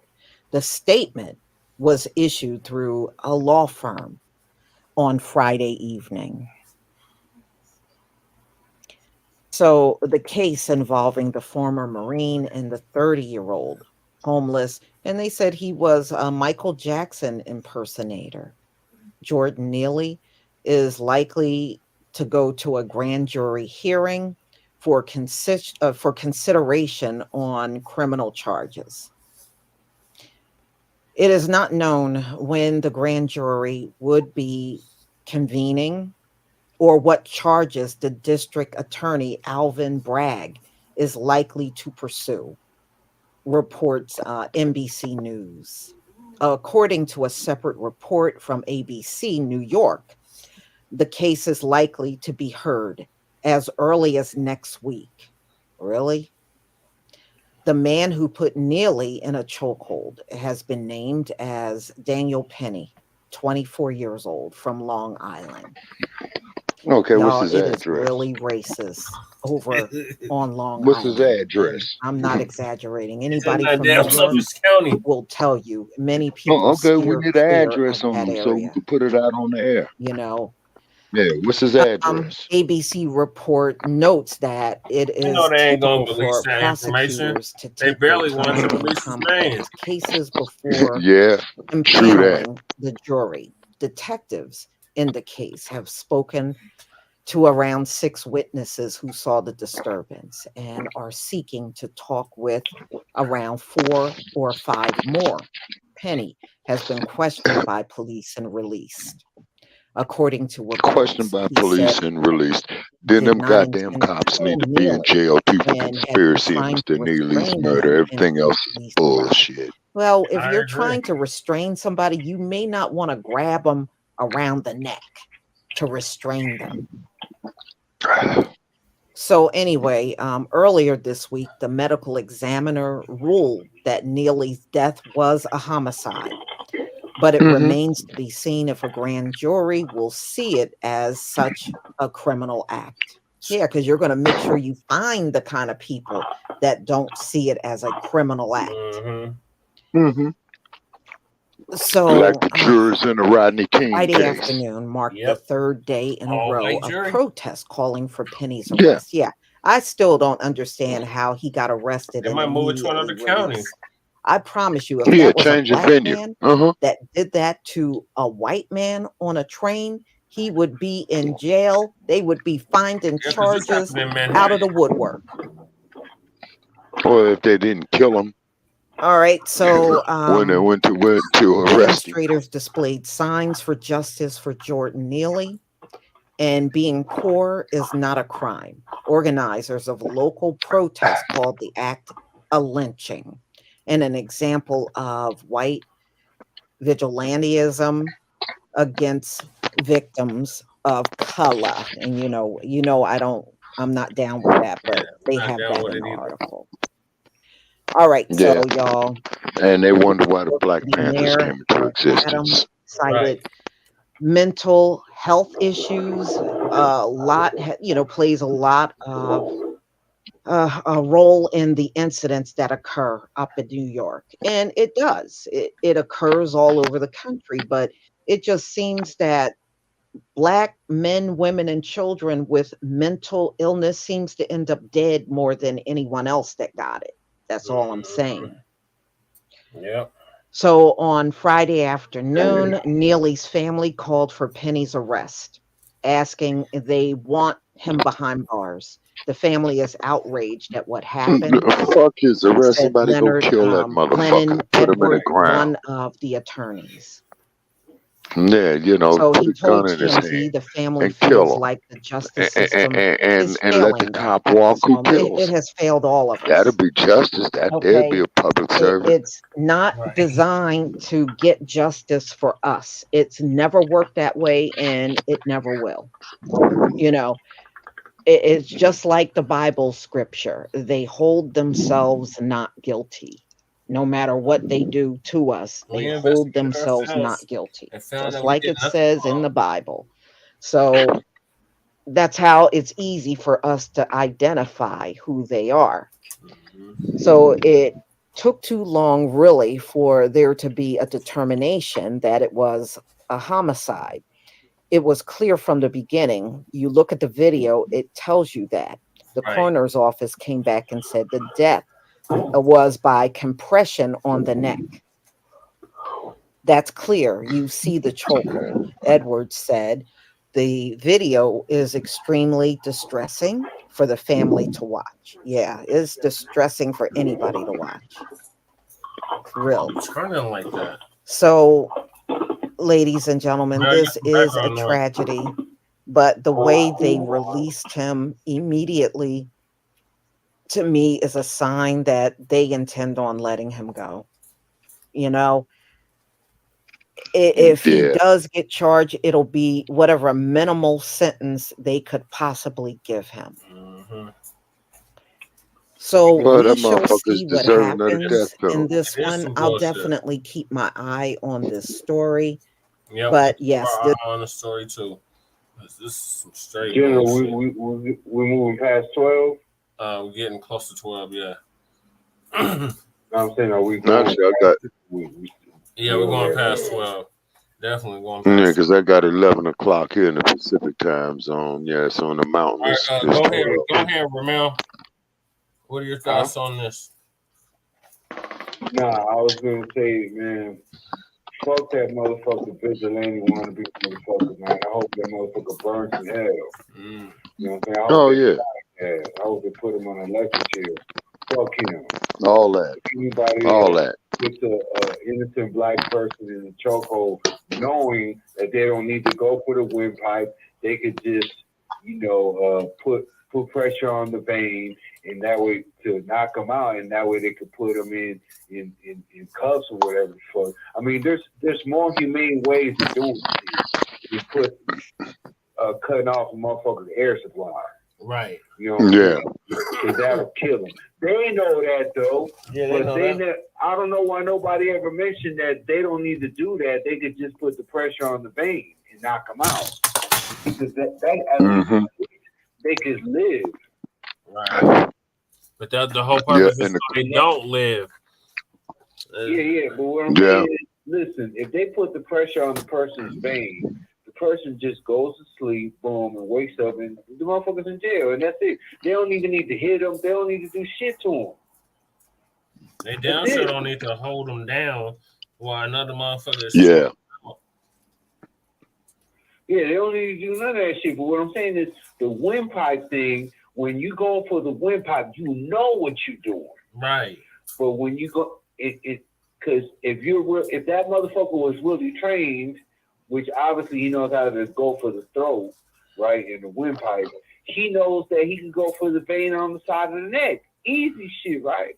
But anyway, it's just like, I mean, man, this shit is fucking sickening, man. These motherfuckers, they're killing black folk just for any reason, any chance they get, they kill them. For sport. They're killing No, black for folk for sport. no reason, man. You know what I'm saying? I'm just saying. Yeah, it's a blood sport. Oh. Yeah, they do. I mean, throat with the windpipe. They need to outlaw states that. have done it, but and yeah, just make New York and they needs to need follow. to make sure that they're enforcing the vein hole instead, which is way more humane. You know what I'm saying? Yeah. I don't know. When I learned the chokehold, I learned the vein, and I learned the throat, and I learned how to break the neck. Yep. Which is 3 different forms. See what I'm saying? And the breaking the neck you can't do because you go to fucking prison. Yeah. The motherfucker choking them out in the windpipe you can't do because you're going to prison forever. But putting the pressure on that, the motherfucker just go to sleep and you go walk away. That's it. You just leave the motherfucker right there snoring, and you just go about your business, and that's it. And he gonna wake up like, damn, what the fuck happened? You know what I'm saying? And that's it. You know, I'm just saying, man, this shit it's really. It's kind of like it annoyed me a little bit. I'm just sick in my stomach. I'm like, man, fuck these motherfuckers. That's all. Thank you. Power to the people. No, absolutely. Go ahead. Lady Che, did you have something? I don't drink said it. I already like 3 videos back. Okay, go ahead, Shabaka, and then we gotta move on. Yes, sir. Okay, absolutely. It was clearly murder in the first degree. It was intentional. You know what I'm saying? And if we would have had cohesiveness, if there was any other black people around there, they should have been up there stomping that dude to death, man, to save that brother. You see what I'm saying? That man wasn't harming nobody. You know, as long as he wasn't putting his hands on nobody, trying to rob somebody, man, and doing this thing, going through it, man. Hey. And that dude, that veteran, okay, what they need to do is go pull all his veterans benefits, turn, if he was honorably discharged, make it dishonorable. And then on top of that, they need to have that dude in jail. And I'm talking about doing some hard time. You see what I'm saying? Yeah, and doing some hard time. Yeah. And lock him up with some black inmates. Yeah.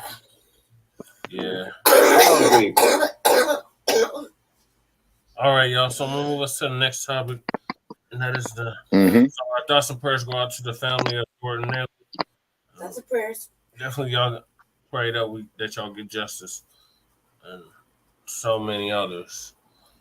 So the next topic is the California Reparations Task Force meeting that took place today in Oakland, California. And myself, Tariq, Nasheed, and Black Voltron Reloaded, the new black media, all spoke today. I was in the chat. Shout out to Amanda Mass Media Group for televising the whole thing. And I'm just going to play my part, Tariq, and Black Voltron's part. Pardon me. They finna shut this place down, so I just want to thank y'all for allowing me to be on the show. Thank you all. Thank you, Black family, for listening to me, and thank you for teaching me something new today. You're welcome, Ramel. Yes, sir. Have a good night. All right, Ramel. Yeah, all right. Peace. Okay. Always. All right, so this part I'm about to play is my part. So I called in. It's like the third time I called in to this Reparations Task Force. Lady Che was in the chat.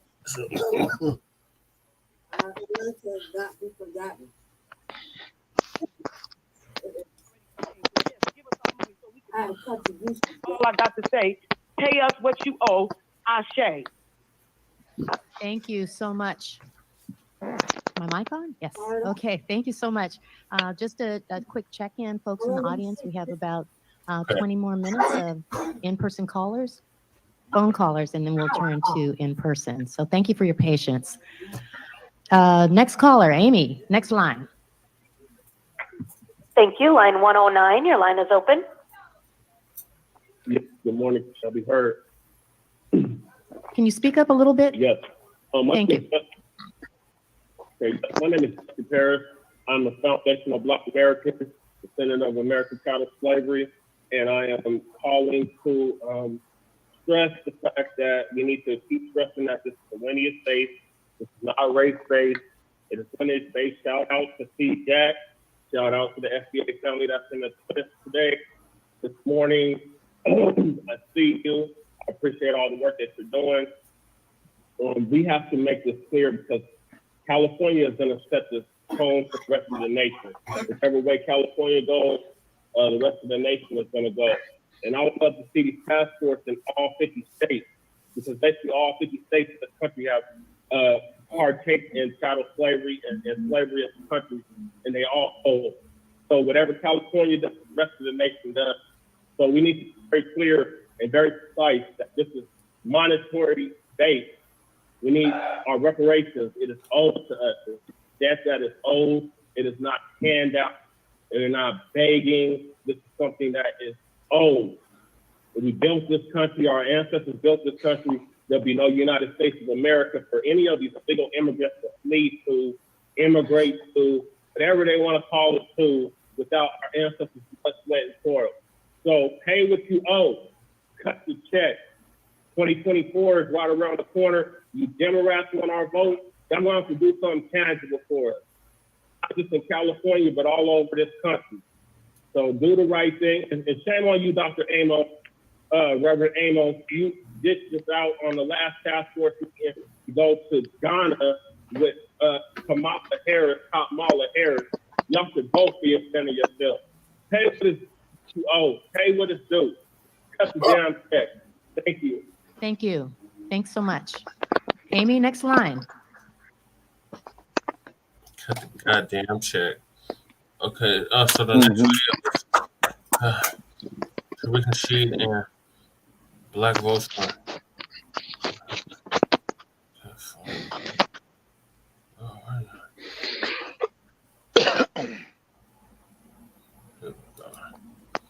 That's Tariq. This one has both.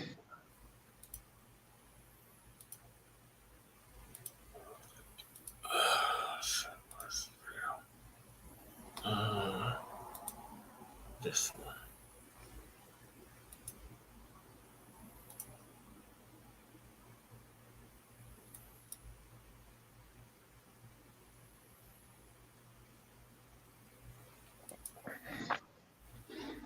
Oh, we still on?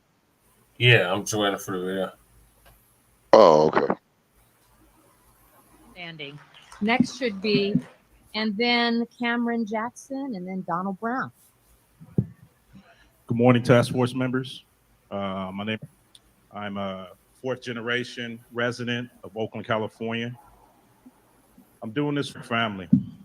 Right now, everybody in here, especially you task force members, y'all can feel the tension, can't you? That's Black Voltron. You feel that anger?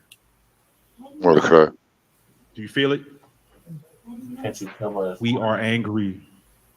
We've been passed over by every single group, citizen and non-citizen, within the United States of America, especially here in California. Right. We are expecting all of you, every single one of you, to do us right by this California Reparations Task Force. We need cash reparations, number one. Number one, anti-Black hate crime bills, and all the rest of what you guys have recommended in the report. I don't know what's going to happen after these hearings. This is what I do know. I have to represent not only for my ancestors, but for my descendants, my child, my grandchildren to come, my descendants to come.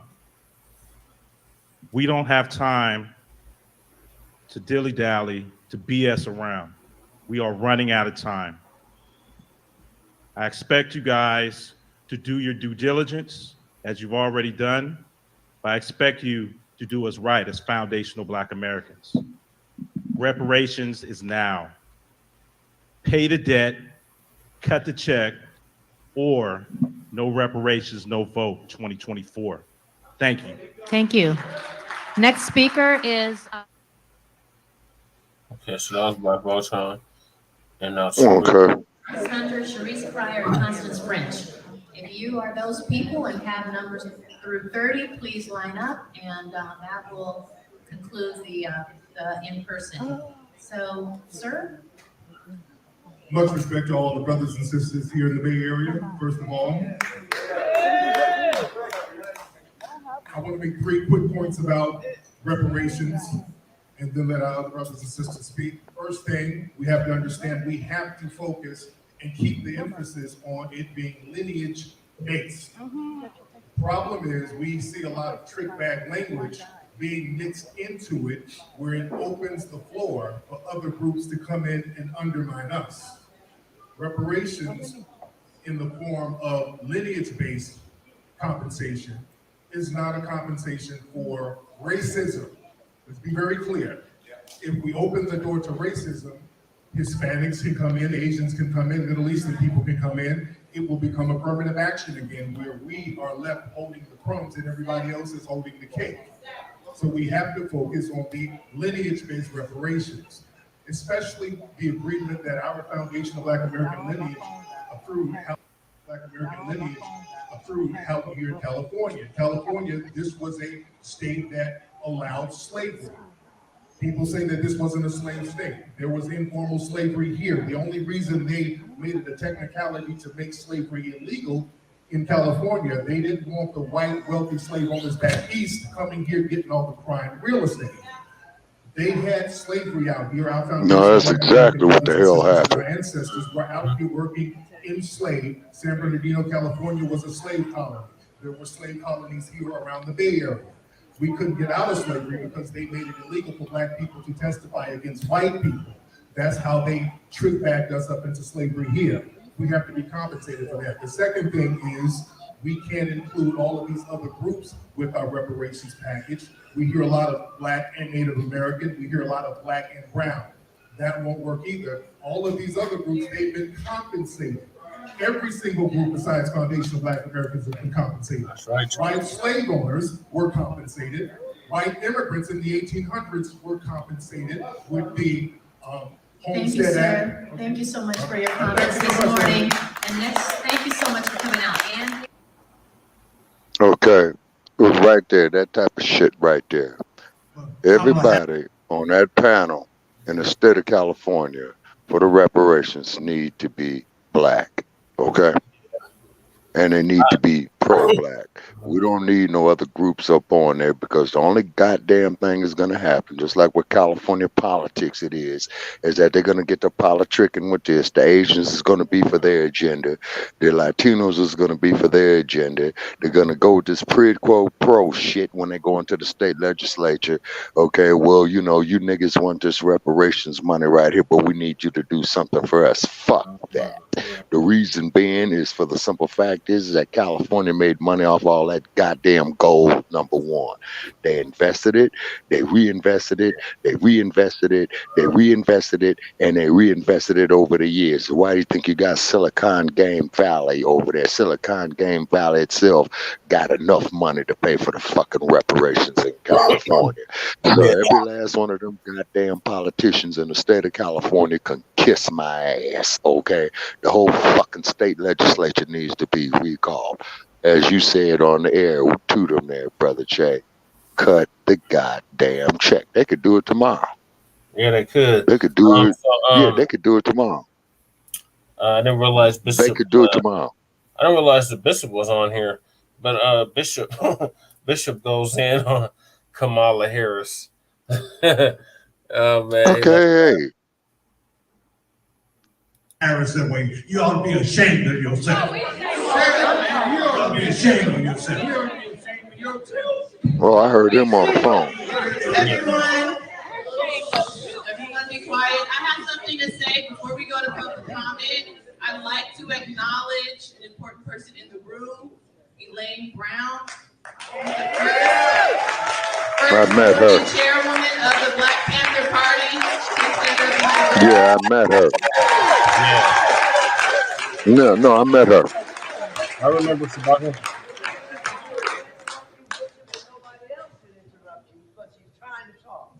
I'm interested in hearing what you have to say, but since you brought my name up, I'm glad to see all these black people together.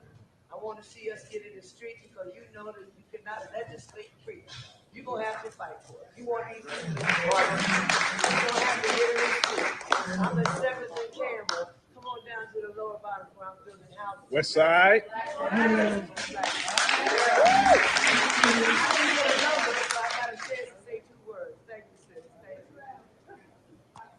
Thank you so much, Chairwoman Brown. So now we'll turn to public comment again, and we will resume. No one can interrupt. Everyone has 2 minutes. Bishop, you may resume. Let's go, Bishop. Okay. I thank y'all for being here. Thank you for having everybody else here. But the thing that I want to say, through all the research that I've been doing for 50 years, I told y'all I'm 88 years old and I'm a slave, real slave from Alabama and Florida, okay? So I was hoping that some of y'all would, number one, reach out and find out something about where I was in slavery. And I told you about all Kamala Harris. They cut it. Damn it. I thought I was gonna put it. Yeah, they probably did. Oh, here we go.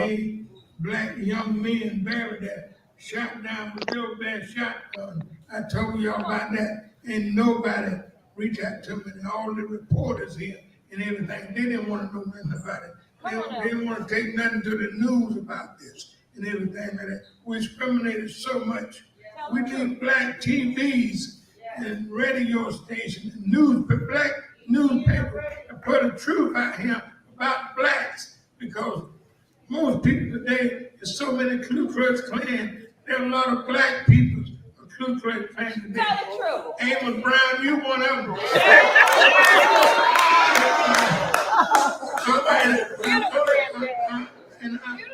I really want to say, all the research that I did, I have all the proof. The Port of Oakland is a slave camp, and I want 50% of the Port of Oakland for black people. Money, land, everything. Part of the airport, part of the golf course, and everything for black people right here in Oakland. I'm put a town, black town there, Black Wall Street, black people. It's been 2 minutes. Thank you, Bishop. And the personal attacks are unwarranted. Thank you. No, they are Thank you. It's been 2 minutes. You're out of order. Next person, please. Thank you. Now go on and let that man speak. He's putting them ass scratchers on the spot. Right. That's all what the fuck I would have done. No, that's all the fuck I would have done. I would have called them up. They would have accepted my call, Brother Paris. I would have put all them ass scratchers on the spot and them goddamn murdering police departments they have out there. Yeah, I believe it's Shabaka, but he says, I was hoping that I was going to play the part where he said, yeah, you, Dr. Amos, you went to Ghana with Kamala Harris, and you tried to pimp her out for $50 million in Ghana. He took your hold of Ghana.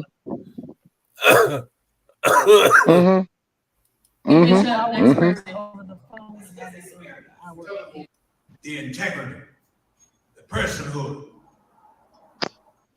Now Amos trying to speak up. Oh, okay. After he done got caught a bunch of Because you've been there. Okay.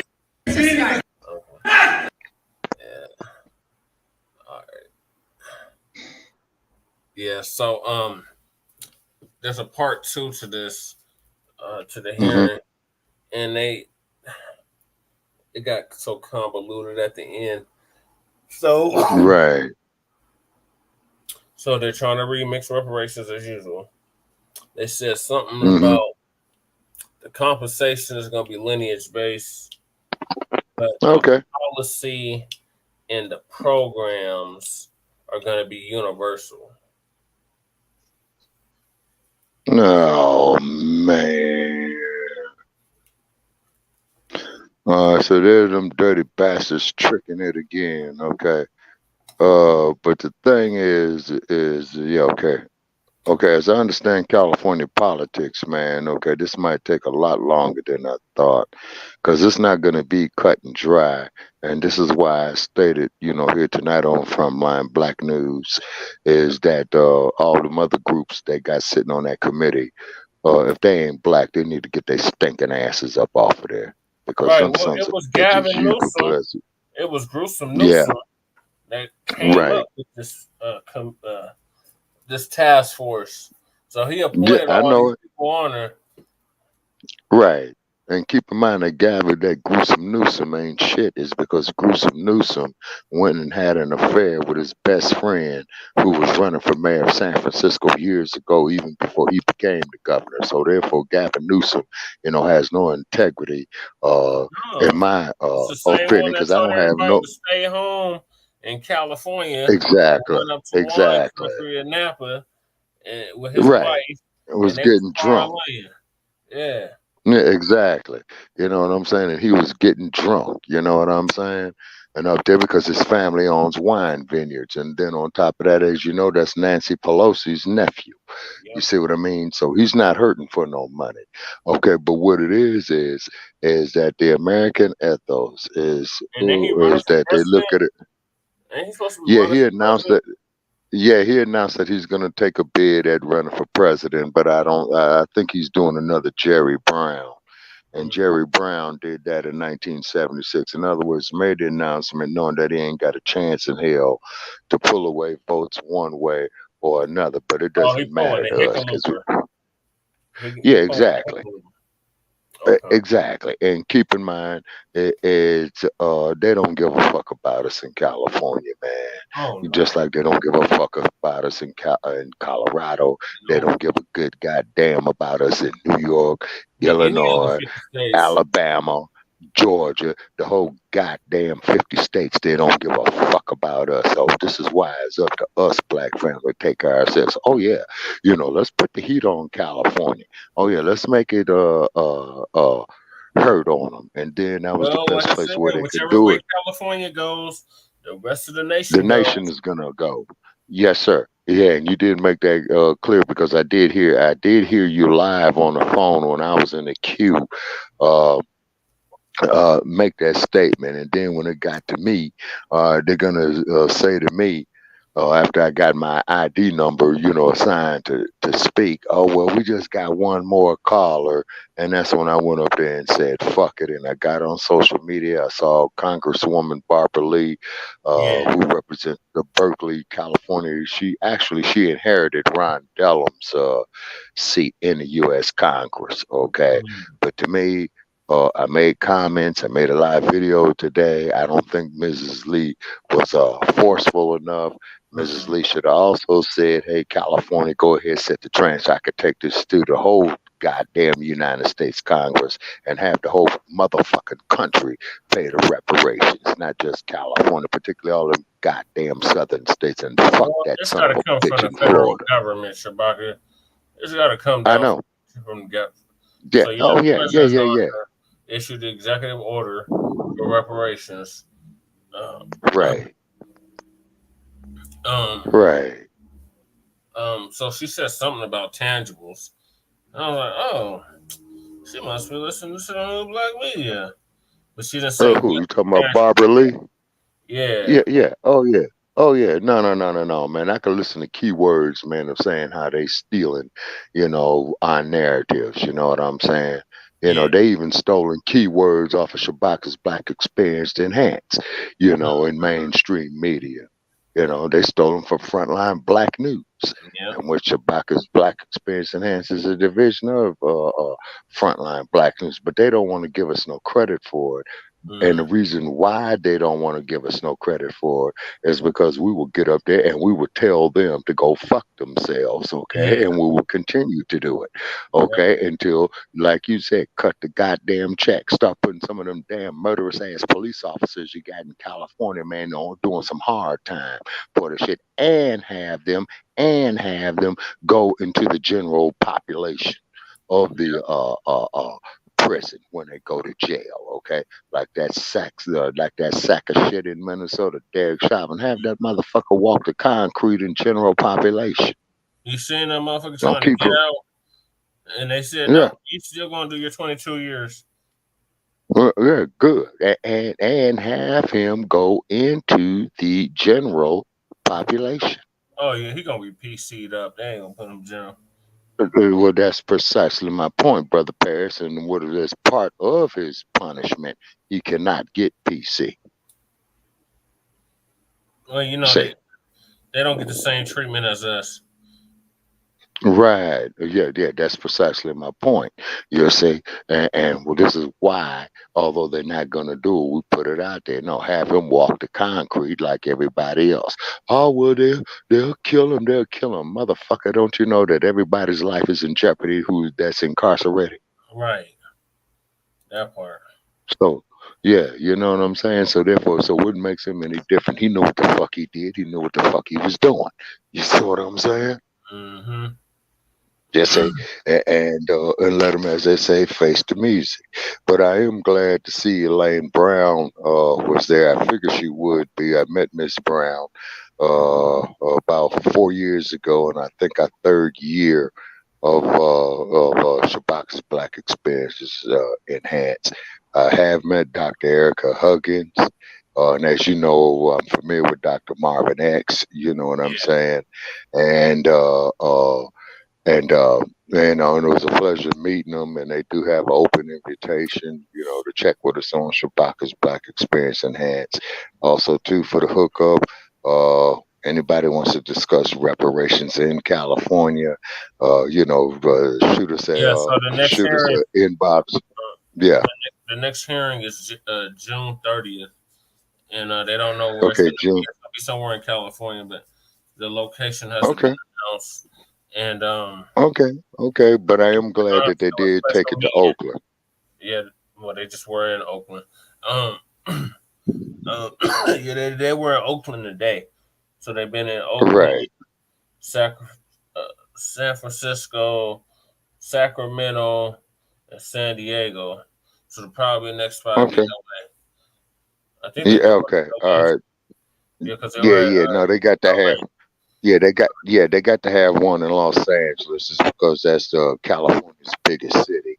And then you could best believe when they do have it in LA, expect a heavy police presence from the lapdogs. Okay, and I'm willing to. I'm willing to. I don't know if you've seen, but they have some cats they had to remove from the chambers, the venue earlier. These cats called Security Tribe. They got into it with Tariq on stage or at the place in person, and they had to kick them out. And some other cats. It was ridiculous. This meeting was ridiculous today. Okay. That's exactly what happened. Okay. So I'll move us on to the next topic. Ladies, yes. So y'all not gonna be able to hear. The next topic is Enrique Tarrio. And Enrique Tarrio. Oh yeah. Okay. What they need to do with Enrique Tarrio, have him walk the concrete, throw him in a jail cell with white supremacists, and they'll show his black ass just what he is.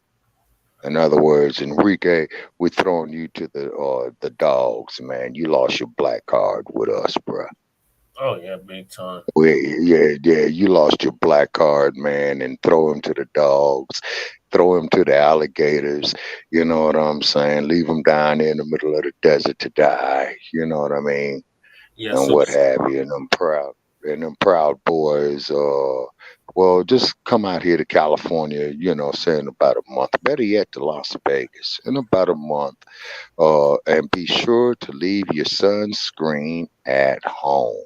Okay, that's their penalty. Come out here to the desert here on the summer solstice, which is the first day of summer, and you have to leave your sunscreen at home. And you cannot go inside. You cannot have no water. You know what I'm saying? I wonder if the police will supervise that. Build up a corral. Okay. Let him walk around inside the corral, but he cannot have no water. And he cannot have a sunscreen, and he cannot have no shades, and he cannot have a hat.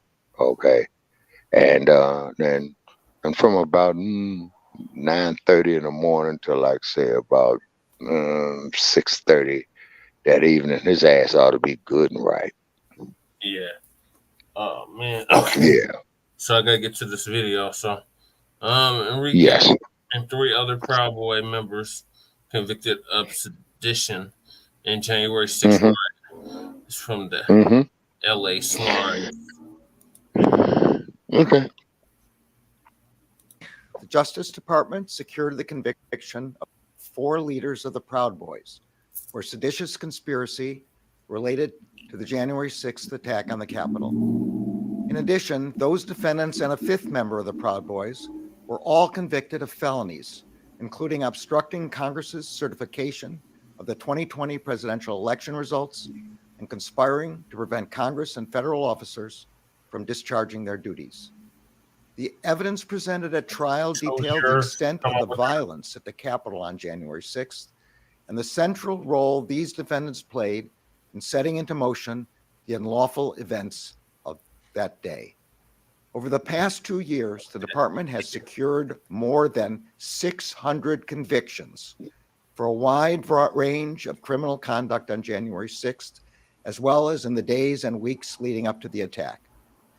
We have secured the convictions of defendants who fought, punched, tackled, and even tased police officers who were defending the Capitol that day, who crushed one officer in a door and dragged another down a flight of stairs, who attacked law enforcement officers with chemical agents that burned their eyes and skin, and who assaulted officers with pipes, poles, and other dangerous or deadly weapons. We have secured the convictions of defendants who obstructed the certification of a presidential election, as well as the subsequent criminal investigation in the events of January 6th. And now, after 3 trials, we have secured the convictions of leaders of both the Proud Boys and the Oath Keepers for seditious conspiracy, specifically conspiring to oppose by force the lawful transfer of presidential power. At my Senate confirmation hearing just over a month after January 6th, I promised that the Justice Department would do everything in its power to hold accountable those responsible for the heinous attack that sought to disrupt a cornerstone of our democracy, the peaceful transfer of power to a newly elected government. And as I have said repeatedly, the department will conduct all of its work in a manner that adheres to the rule of law and honors our obligations to protect the civil rights and civil liberties of everyone in this country. It took you 2.5 years to do that? Yeah, but however, like I said, Biden is just that, Biden. He pushed for the massive incarceration of Black people with the federal crime bill in 1996.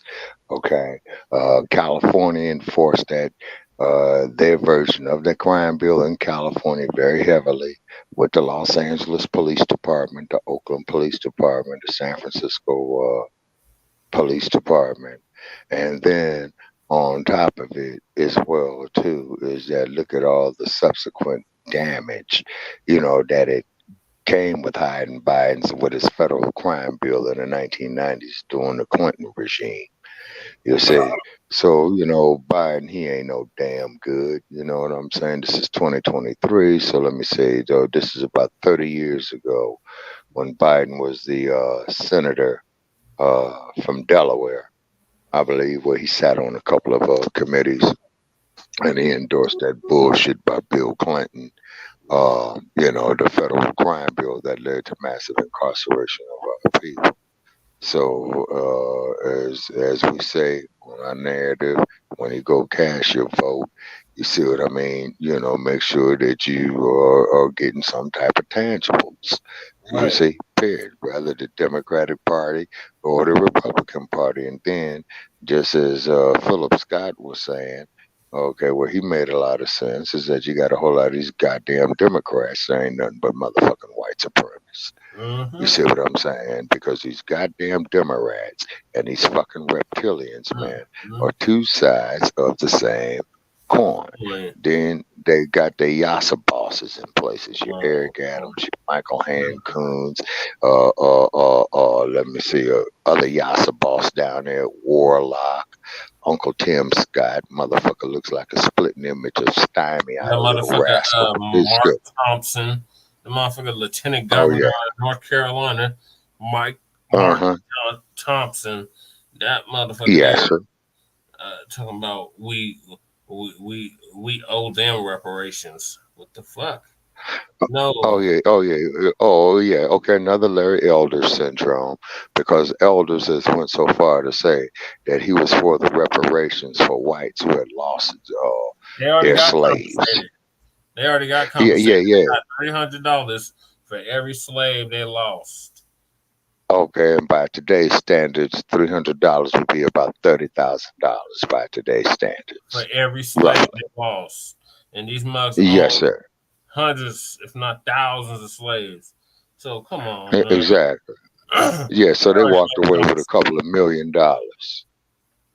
See, Yeah, them they motherfuckers family walked passed away that with shit 6 on. figures. Yeah, and they family Yeah. passed that shit on generation after generation. So I don't Oh, want to yes, sir. hear Oh, none of yeah, this. and to prove your point even further, Brother Paris, look at the case of William Leadersdorf in Folsom County, California. No, I'm sorry, Placer County, in the city of Folsom, because Leadersdorf, who was the product of Dutch slave traders, because that's how he got the last name. You know what I'm saying? And we don't care about the rape and slave trade pedophile, because that there was another form of the barbarism of slavery. Okay, as we had mentioned, earlier this evening, that I've mentioned many times on Shabaka's Black Experience, the Enhanced with Black Friday, what have. Look how they took land from him. And then, of course, as our East Coast correspondent brother Isaiah has brought up to my attention about Biddy Mason, the slave who was forced to go into the gold mines. You see what I'm saying? Because she did not know that she was in a free state. So quite naturally, of course, the master ain't gonna tell the nigga, well, hey, nigga, your ass is free here. You had to have Well, a paper. hell no, I ain't get. You had to have a Yeah. paper. And one of the brothers at the task force meeting earlier, he had it blown up like a poster. Mhm. He was showing it to everybody. Yes, sir. I think it And was then Big not to Money mention the Griff. fact. I think it was Big Money Griff. Okay. The one that looks like he looks like the black Monopoly guy. Oh, okay. Yeah, I forgot dude's name that wears the suit and the mustache and the top hat. Yeah. Yeah. Okay. And then keep in mind that under the Fugitive Slave Act, that slaves who did escape to California were returned to their slave masters right there. So California, you are not totally innocent in this, and particularly with your gold rush. Yes, and I would tell the goddamn state of California that's why them sons of bitches didn't accept my motherfucking call, because they probably ran it, saw it was related to me, put 2 and 2 together. Oh, this motherfucker. Oh, hell no. I just got a call me earlier because, like, when they open the Yeah. phone lines, it'd be like, Yeah. it'd be about 9 o'clock your time. Yeah, and you did wake me up in time, you know what I'm saying? And I called that number twice and I entered the code. And then when I saw I wasn't getting no play, then I called back after I spoke with you. And then the dude tells me, oh, yeah, well, your code number 161. All right. And so then when I was listening to the speaker speak, that's when they said, this is our last caller that we're dealing with. And then we're going to deal with the in-person They only take, discussion.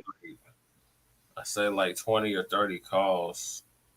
Yeah, right. You see, that's how you know it's a bunch of bullshit. You see, it's because what they should have did is that they should have said, okay, well, today we're taking all calls, tomorrow we're dealing with all in person, or today we're dealing with all in person, and tomorrow we're taking all calls. See, that's too much like right. You see, that's too much like right. See, because you could best believe that there's a whole lot of And brothers then and sisters we that did all this yes, sir. testimony, and these mugs didn't even honor it. And they're talking about they don't even have a chapter on lineage based anything, but they're talking about, oh, we incorporated it into this and that and this and that. No, you should have had a whole freaking chapter. And shout out to Camilla Moore, the chair, for pointing that out. But yeah, the fix is in, Black family. Oh, yes, sir. Absolutely, absolutely. And this Especially is why I'll continue to advocate. Okay, have everybody, on in the Black community who are in California or who participates in the California future discussions.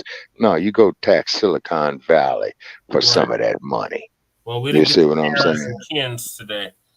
Thank God. We didn't get the Karens and Kens today. Oh no, all Karens. Okay, hold on, brother Che. All Karens and Kens, you're welcome to call up Shabaka's Black Experience Tuesday night at 6 p.m. Pacific Time, at 7 p.m. Mountain Time, at 8 p.m. Central Time, at 9 p.m. And a number to call once again is 516-418-5996. All Karens and Kens, you're welcome to call in. And when you're, I'm gonna give you a fair warning right now. When you come in there with that bullshit, we're not gonna argue with you. We're just gonna shut you up. Now, if you come in there and act like you got some goddamn sense, okay, and you're gonna lose the conversation. We telling you that now because you're not gonna sway us, and we don't give a fuck about it that you ain't a descendant or what have you. And then we got rebuttals for your bullshit. Well, you people were never born slaves, no, but your whole goddamn country benefited off of it. Your fucking rich ass white motherfuckers who had ancestral wealth benefited up off of it. Oh yeah.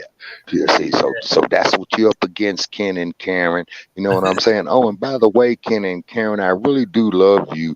See you getting your asses beat, you know, on social media. I really do. And a shout out there to the video.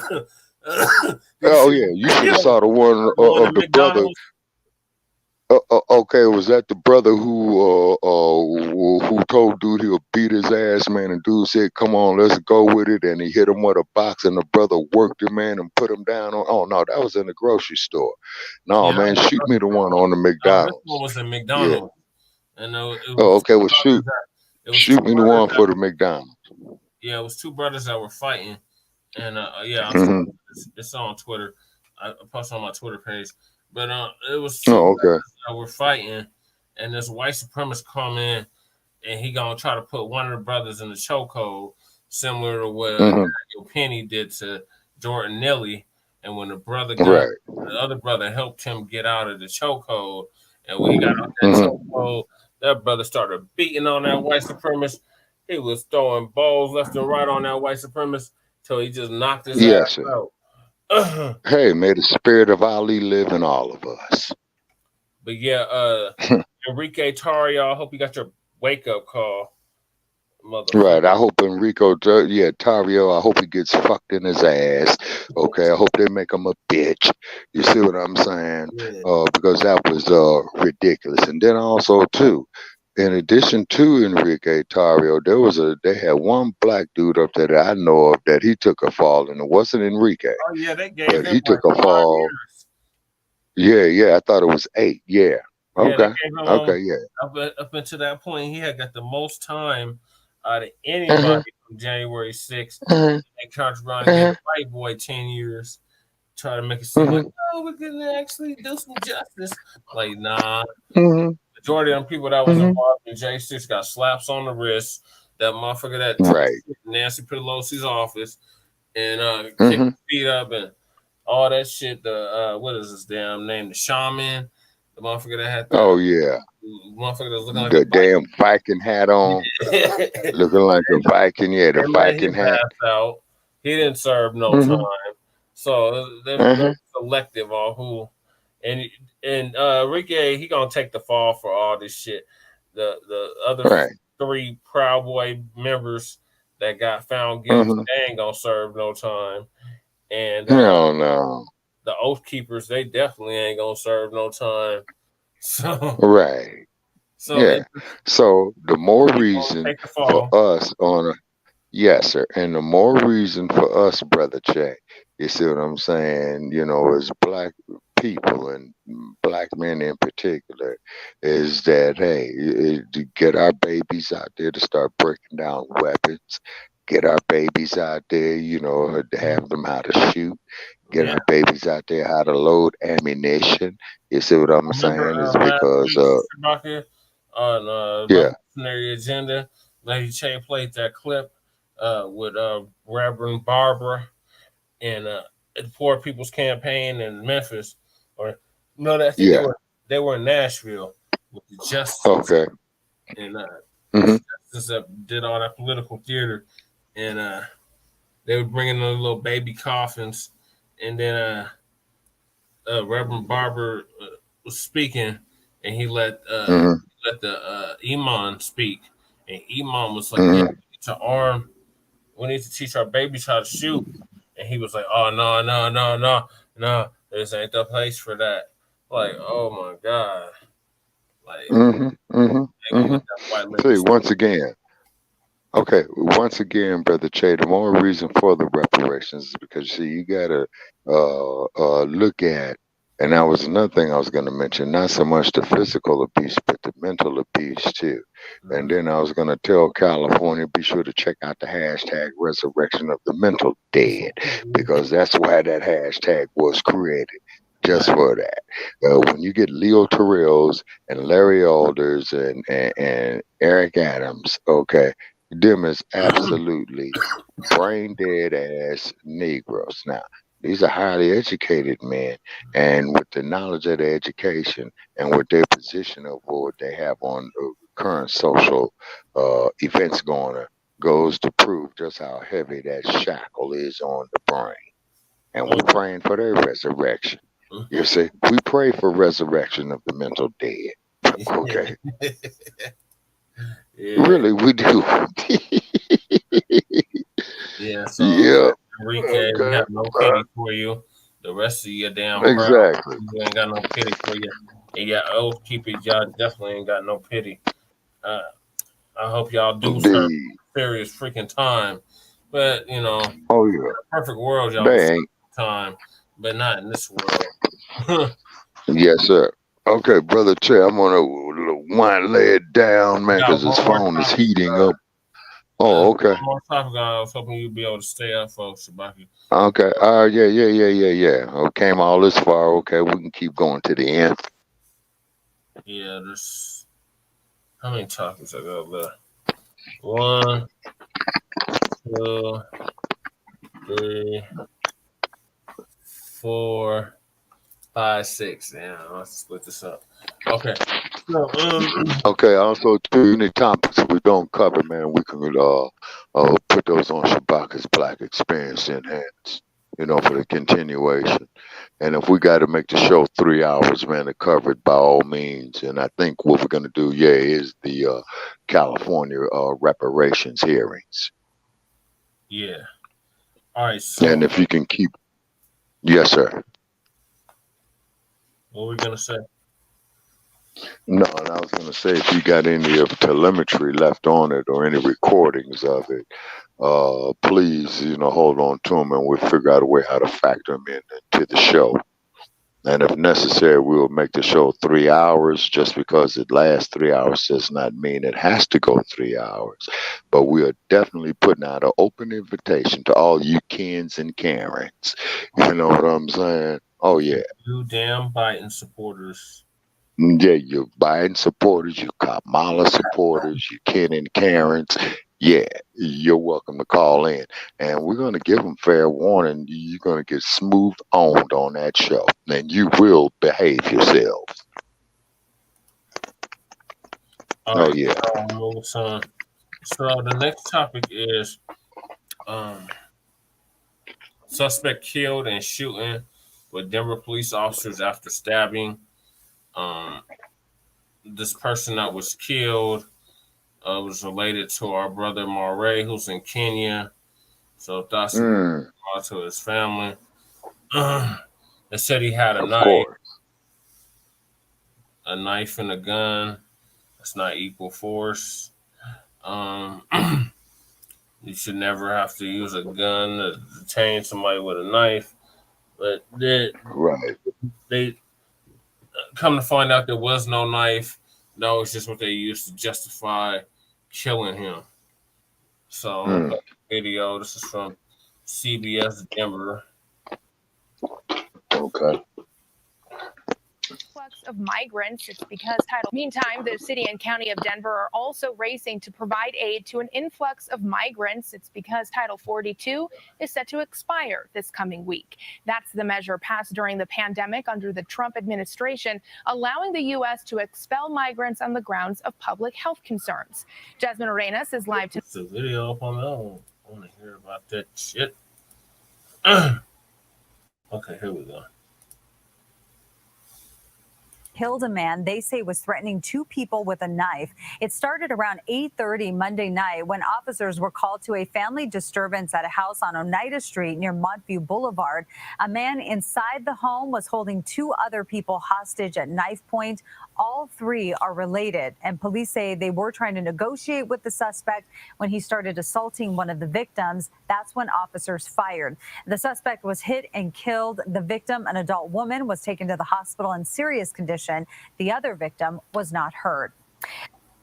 Meantime, the city and county of Denver are They still ain't released the name, but Okay. it's a story of Well, of course. Okay. If there's one of our colleagues, we most definitely praying for him and his. And based on what we said right there, it sounds like a family dispute, and we hope it works out. But we are definitely very sorry to hear that, and our condolences to him and his family. And then, if I may say, this is what happens not only with our colleagues' family, but within a Black community on a great basis, of where we have so much oppression against us, where we have so much systemic racism against us, is that, it's like, projects. We turning on each other. Yeah, it's an They say experiment. this is what it is. Honestly. Yes, sir. Yes, sir. And then just like, what sister was saying, at the reparations hearings, about that. Of how, they have these programs where we are turning on each other, just like the brother was saying about the ass scratcher over there in San Francisco. You know what I'm saying? And they're gonna say, oh no, don't do that, don't do that. No, that is the time to do that. To get these brain dead Negroes to wake the fuck up, man. Hey man, we are all we got. You see what I'm saying? Massa don't give a fuck about any of us. Massa sit up there and use us against each other. He's been doing it for 400 goddamn years, man. Yeah, exactly. And like you said, cut the goddamn check. And also, too, let's have resurrection of the mental dead and have a homeschooling for our youth. As you say, so, we could put an end to that tragedy. You see what I'm saying? That's real bad. That's So I real got bad. another video to play. I don't know if they released names or pictures of the victims or the suspect. We're about to find out. Breaking news. This from 9 News. This morning, one man is dead after Denver police shot and killed him last night. It happened on Oneida Street in the South Park Hill neighborhood. 9 News reporter Courtney Yoon is near that location for us this morning. Courtney, the man had barricaded himself in the house armed with a knife.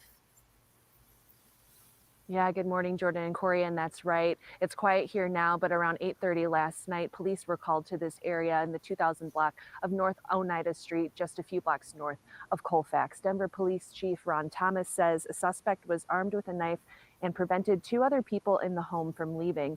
Investigators say those involved were all family members. Crisis negotiators were called, but while waiting for them to arrive, the suspect started assaulting someone inside the house. Officers shot at the suspect. The man was pronounced dead at the scene. The officers quickly responded by engaging that suspect, firing their weapons. That suspect did go down. There were some initial attempts, as I understand it, to provide care to this individual, but he was quickly identified as having been deceased. Police say Well, motherfucker, when you shoot somebody, that's your intent is to make sure that they deceased. Is in serious but stable condition. Yes, okay, I've been on that street. I recognize the street sign there, Oneida. Yeah, Oneida's right before you get to Quebec. Yeah, I'm familiar with Quebec. Yes, sir. Between Monaco and Quebec. Yeah, the thoroughfares that run north and south, right? Yep. Okay, like Crenshaw and Western Avenue. Yes. In LA. Okay. Okay. So then they're being real hush hush about this. There's just not very Oh many yeah. posts or stories about it. Well, yeah, they probably knowing, man, that they're under a lot of heat, throughout the nation. And then of course, with you running for mayor, man, want to put more accountability, hold them bastards more accountable, man. Oh yeah. Oh yeah. Right. So I haven't heard the two crackers that made the runoff Hmm. anything about this Right. or much of anything. They've been real quiet. Okay. Okay. Okay. All Um, right. Well, I hope wish Lady Che the best on going for Aurora, city council and what have you. yes. And Brother Parrish, he fought the good fight. You know what I mean? So you got the support out there from the community that matters, and you might as well start setting a precedent around the nation of Black verse or B1 agenda. Right. And my recommendation, sir, is to go ahead and create the hashtag for it. Oh, sorry, Shibata. I had the video playing. Yeah. I'm trying to share it. Mm-hmm. Yes, thank you. Okay. Well, All right. yeah, man, and I I'm got gonna to get another lay it down. laptop too. Okay. Yes, sir. Yeah, because we've been going 2 hours 40 minutes. Almost 3 hours. Yeah. All right. Well, give us your closing, Shabaka. Well, Oh, yes, sir. Absolutely. This is Shabaka Sankor for Frontline Black News. Also, too, I'm the host of, the co-host of Shabaka's Black Experience Enhanced. We come on every Tuesday night, 6 p.m. in the Pacific, 9 p.m. in the East. The number is 516-418-5996, and we are still waiting on you Biden supporters to call in. Also, too, check us out on our weekly podcast of Grand Rising. Okay, with Shabaka every Friday morning, 8 a.m. in the Pacific time zone, 11 a.m. in the Eastern time zone. And that there's our 1 hour show, which is, open general conversation. And then two, all Ken and Karens. You can call in Tuesday night. It's because there's going to be a whole lot of you pissed off about the damn reparations in California. And you can call in at 516-418-5996. And the title of that show is going to be Frontline Black News with the Kens and Karens. Okay, so that is your opportunity, white America, to call in with your hatred. Raise hell. You're not gonna move us, but hopefully we might educate your stupid asses on why the damn reparations are such is needed, and also too, we will show your asses as well too of how your white racist asses benefited off of slavery as well too, even to this very goddamn day. So please call us at 516-418-5996. And also too, Pianki, with your Uncle Tom ass, we want you too. Also too, Warlock of Georgia, you can call in. Uncle Tim Scott, you can call in. You see what I'm saying? Yeah. Madam Vice President, you're welcome to call in. And also too, definitely a shout out there to Elaine Brown. We met years ago, Miss Brown. Also to a shout out there to Dr. Marvin X in Oakland, California. We're familiar with each other. Also to shout out there to Dr. Erica Huggins. And Dr. Huggins, you and I have met and conversated over there by Pete's Coffee. Please give us a call in with your input, ma'am. Okay, brother Che, that's it for me, man. Sandman, he's working on me, man. Yeah. Okay. Well, appreciate you joining us tonight, Shabaka. You get you some rest. Yes, sir. Or more than likely, Yes, sir. part 2 tomorrow. Okay. All right. Okay, and thank you so very much for having me. You're welcome, Shabaka. Have a good night. You too now. Okay. So Black family, the next topic is a black man in Atlanta shoots up a hospital waiting room and goes on a run. A lot has been happening the last 2 weeks. So it's really hard to keep up with everything that's been happening. We do our best here on Front Line Blacc News to give you the news pertaining to us. So this is from the San Diego Union Tribune via Newsbreak. And it says police arrest suspect in Atlanta shooting. 1 dead and 4 wounded. I don't get the actual video. Can I get the actual video?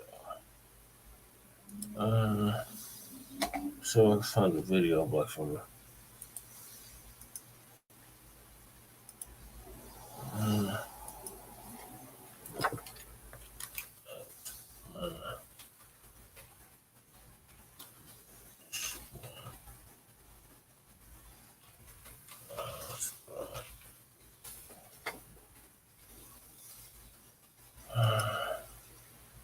Shout out to the viewers.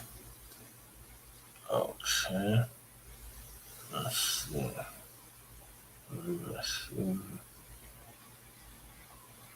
I feel like that's from 3 days ago.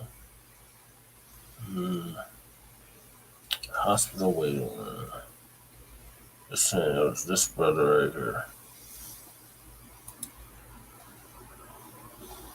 Now, the search continues, Brad. This situation obviously far from over, and one of the things that Darren Sherbon, the chief of police in Atlanta, kept saying is that citizens have been so instrumental. Their cameras, not just the public cameras, but security cameras on people's homes, one assumes, all kinds of tips coming in. They're tracking this man with eyes on, it seems, across the Atlanta region. So, Terry, it's going to be very difficult unless this person has extraordinary contacts for him to get out of the immediate Atlanta area. Now, the chief talked about a carjacking, but they've recovered that car, so he ditched that at some point. Didn't talk about other carjackings, so presumably he's on foot or has gotten into a vehicle or some other mode of transportation that he could get his hands on. But I just don't see this going on for a long time. People who plan to escape and have an escape route and things, designed down the road is fairly rare, and it's almost never true in mass shooters. They're all driven by what they did. And it sort of ends at that point, and it's obvious. He leaves the building. He knows he now has to get away. He carjacks somebody. That's a high-risk thing to do. Many times you get caught doing that. So what I'm suggesting is the combination of these agencies, I think, will get their hands on him in very short order. And Jared Bergwan, the priority for those officers is to neutralize him as a threat to innocent people. Which and also their own safety is at stake. As a former chief of police in a major American city, what are you telling officers on the line there? What are they going to do in trying to corner, corral, confront, and take down this person? Well, first of all, you're going to have a coordinated effort. You're going to have full transparency with everybody in the organization, and it's going to be priority number one. This is too big of an incident. This goes far beyond the regular violent crime that a police department might deal with at any given point. And even in those cases, regular violent crime, when suspects are known, there are a lot of resources thrown at capturing that suspect. This one will be that same effort with every single partner in the region, including state and federal partners, and he will be public enemy number one until he's wearing handcuffs or public enemy number has a different ending. It's a black man. And do you agree with Brad that it's very difficult for someone who is already being tracked through cameras and tips and the like the likelihood of him escaping altogether is pretty low. Very, very, very, very unlikely. And it's very unlikely that based on what he did, he's going to have any type of network that's going to support him or help aid in his escape or hiding. Somebody will recognize him. Somebody will call. He will get turned in. They will find him relatively quickly. All right. Well, we hope so. This has been obviously a very disturbing incident in Atlanta. Jared Burgwan, Brad Garrett, and of course, Steve Osunsami there on the scene. I know you'll be reporting throughout. Thanks to all. Hi, everyone. George Stephanopoulos here. Thanks for checking out the ABC News YouTube channel. If you'd like to get more videos, show highlights, and watch live event coverage, click on the right over here to subscribe to our channel. And don't forget to download the ABC News. We have a witness now, I'm told, on the phone. Go ahead and Michael Palco, I appreciate you calling in. Can you tell me where you were at the time of the shooting and what exactly did you see, Michael? Well, basically, I was just waiting around for my appointment, and all of a sudden, the nurses started shoving everybody into the same room. And I've been into a similar situation before, so I knew what was going on. I'm sitting there next to a 7-year-old girl that's literally just got a cast on her arm, and try and just help her not freak out, but nobody knew what was going on. One of the nurses actually heard shots fired beforehand, but obviously just didn't believe it, just out of disbelief, and turned around, and all of a sudden they shut down the whole building. We sat there and waited till Atlanta's Finest actually came and took care of business. But we were looking Michael, out through the windows. Go ahead. What floor were you on? I was on the 11th floor. Okay, so that's where the shooting took place. Apparently, I've heard so much hearsay so far. I have no idea. Did you hear the gunshots? The nurses heard it. I did not personally hear it. Okay, so you did not hear gunshots. But it's actually kind of crazy. You were just speaking about the lady at the front. She's a very sweet woman, and I saw her getting rolled out in a stretcher, unfortunately, and I really hope she's doing well. Wow. Okay, because we have reported that one person has died, 4 others were injured. It was a female that was shot, believed to be 23 years old. So it's very possible that is who you saw, Michael. So you were up on the 11th floor. Can you tell us what type of doctors are in this building? Is it all different kinds? Do you have any idea? It is definitely all different kinds. I personally was just doing a after surgery checkup, and that was pretty much most of the people that were in the office that I was in. Okay. So if you were on the 11th floor and you did not hear gunshots, it was nurses that heard gunshots, it is possible that didn't happen where you were, because we have been getting a couple different reports of exactly what floor this happened on. But let me ask you, when the nurses, where did the nurses start putting patients like into separate rooms, locking the doors? Kind of describe what happened as you were there waiting. All right. So I was basically in the waiting room, and we started to see commotion go outside. There was way too many blue lights flashing for just anything ordinary. And then all of a sudden, everybody was asked to get away from the windows and go ahead into this end room, which was like on the other side where everything was apparently going on. Well, the furthest office from the elevator as well, or the stairwell. So they obviously had a good execution and knew what to do in a time of crisis. But And we are now being told we have a name of the suspect, Michael. Stay with me. Maybe we can bring up those pictures once again of the photographs we have of this man that walked into the medical center. Police saying his name is Dion Patterson, birth date October 1998.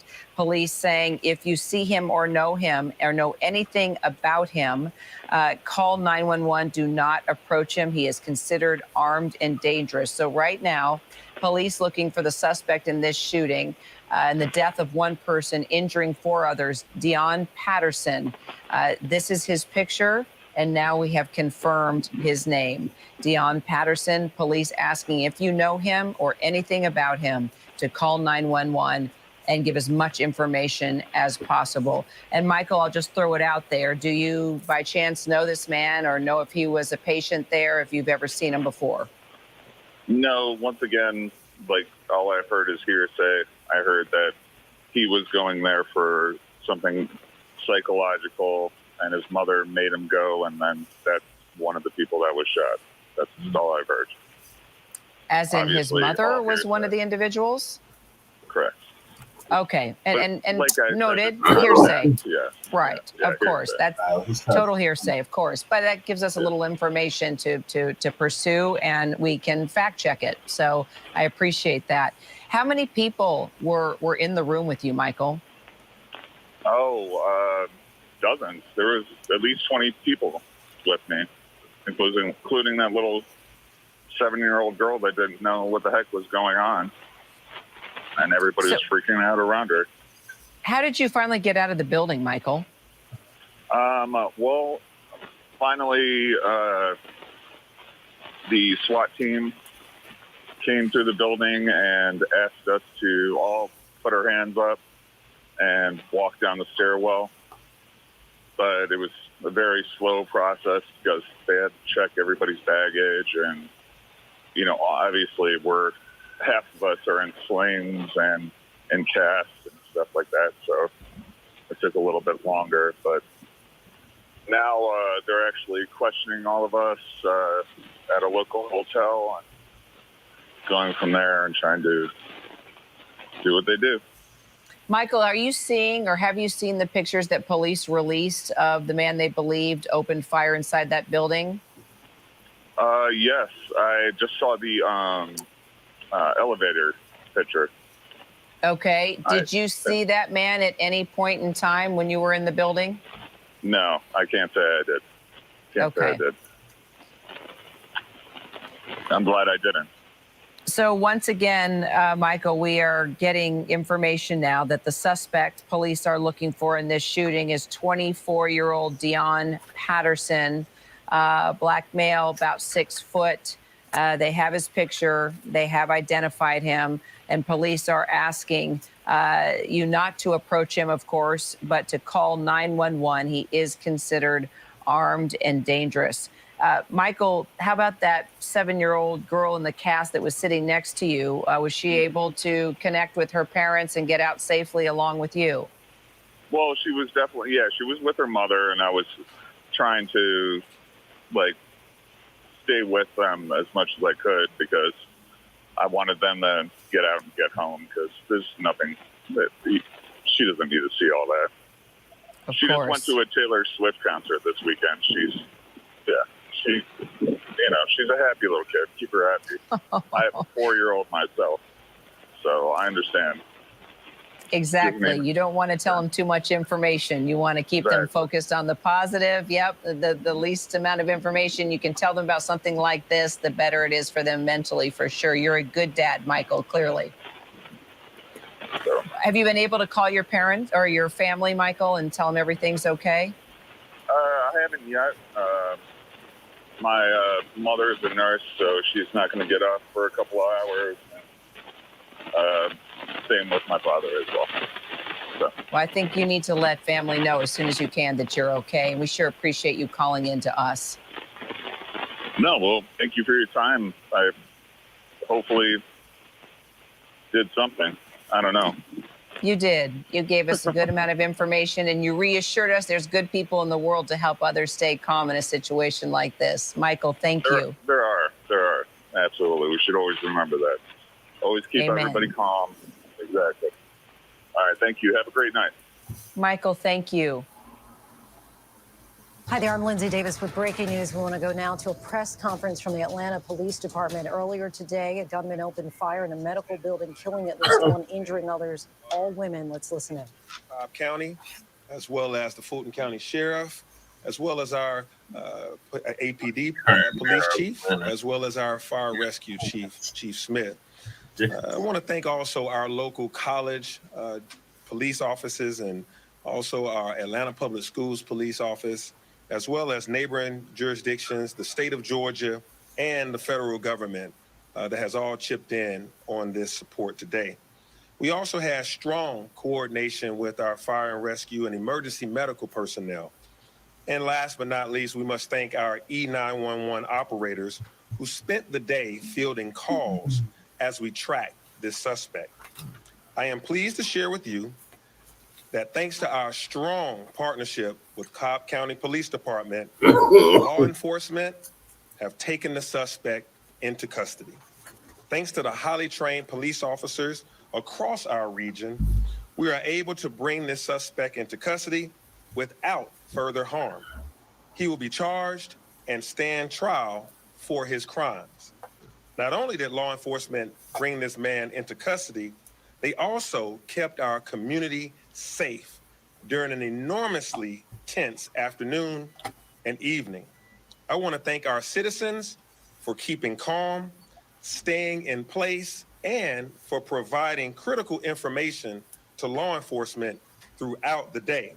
Now, I'm going to turn it over to law enforcement to share an update, and I'll return to share a few additional remarks later. Now, I'll turn it over to APD Police Chief Darren Sherbon. Thank you, Mayor. I want to thank the members of the press for being here this evening. You all have played an important role today as we kept citizens both in Atlanta and Cobb County informed, asked for their assistance as we sought the apprehension of this very dangerous perpetrator. And thank you for returning tonight to again update those of our various communities. The mayor spoke today of a capable, competent, and brave response by the first responder network that served not only the city, but this region. And I just want the men and women of the Atlanta Police Department to know, those that are in our 911 center, our first responding officers, our tactical teams, our investigators, how proud, yet again, I am of you, of the work that you have done today on behalf of this city. And in the most dire of circumstances, you have shown what you do daily for the men and women that call this city home and those that visit here.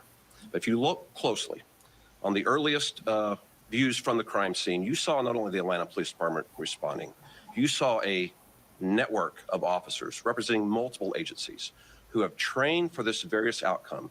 Mr. Mayor, over and over again, that a day that this tragedy should befall the city, that we would be ready.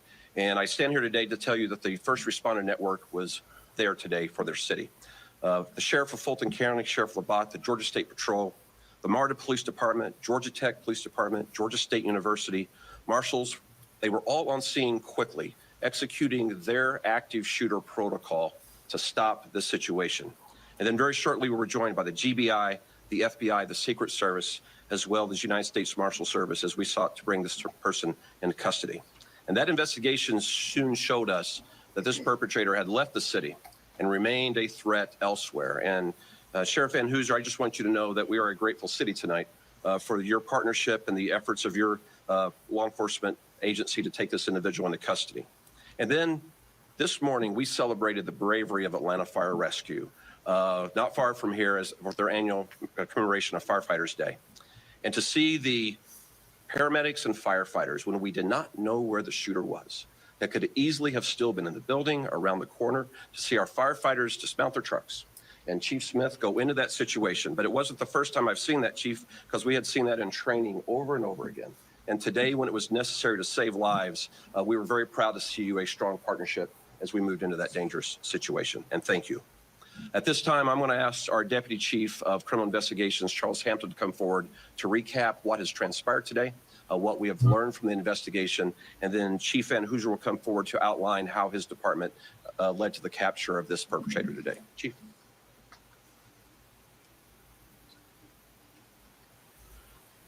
Good evening.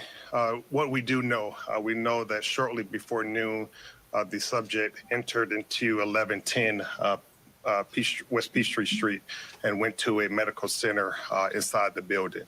It was shortly thereafter that he shot our first victim, and then the first 911 call came after that. He spent about maybe 2 minutes inside the building where he then exited on foot. And what we were able to pick up on the camera network system is that he went to a Shell gas station where he commandeered a vehicle. That pickup truck was left running unattended, and he took that vehicle. We were able to, again, use video to obtain a tag and immediately place that tag into our LPR system, our license plate reader system. And so at that time, we had to really do some work to figure out where he was at. There was a series of search warrants drafted. Oh, crap. Something just happened. I'm sorry, y'all. I'm supposed to be doing this copyright. I don't know what happened to the sound. Pause. We're having some technical difficulties there. We were just hearing a recap, basically, of how they were able to track down and apprehend Dion Patterson, the 24-year-old who is believed to be responsible for the shooting in Atlanta that claimed at least one life, that of 4 women, the deceased woman, who is 39, and 4 additional women have suffered injuries. We, prior to that, heard from the mayor of Atlanta, the police chief. Both of them were talking about how this was a capable, competent, and brave response by the police and fire. They touted the training and preparation that in the hours that led up to the day. But now I do want to see, do we have ABC's Jacqueline Lee? Is she available for us to talk to on the scene tonight?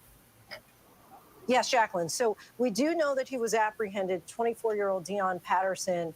We were just about to hear from police how they were able to track him down.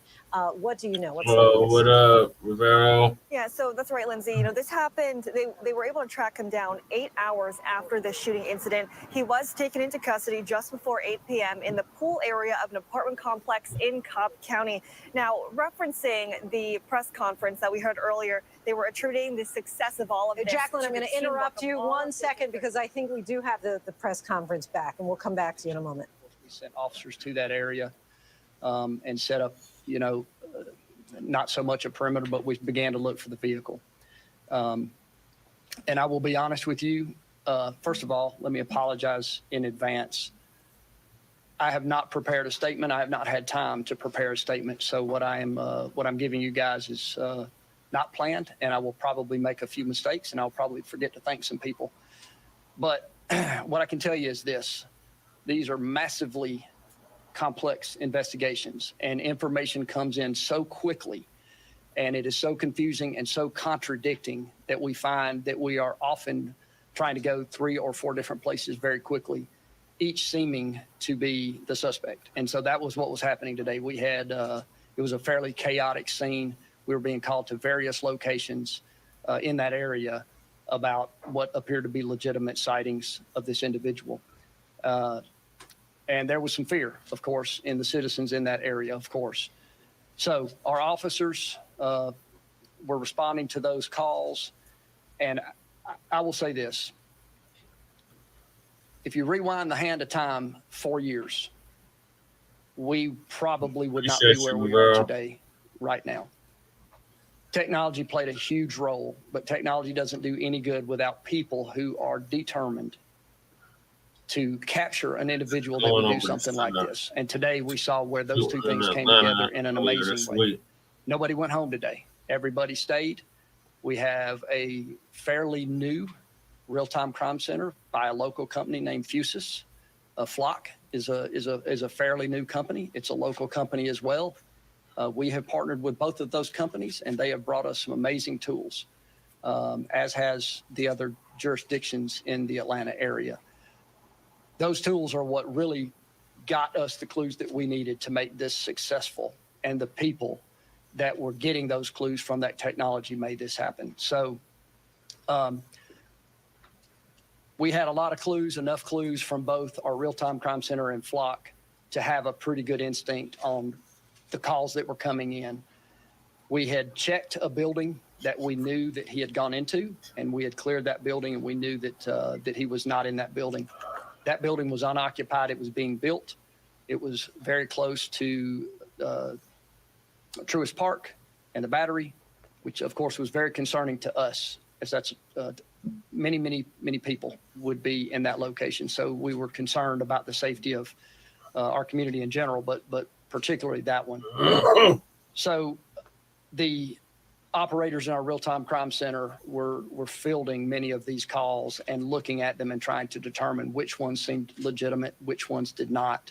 And most of that is a little bit of gut, but it was also based on some of the things that we were seeing on the map and what made sense to the real-time operators. One real-time operator in particular saw a 911 call come in, literally said, I think this is going to be him. And it was mostly instinct, but a lot of it did have to do with where this call was coming in and where this individual was supposed to be. That real-time operator communicated with the 911 operator that was in the command center with us, and we prioritized that call on the radio. And we had some officers, both undercover and uniformed officers.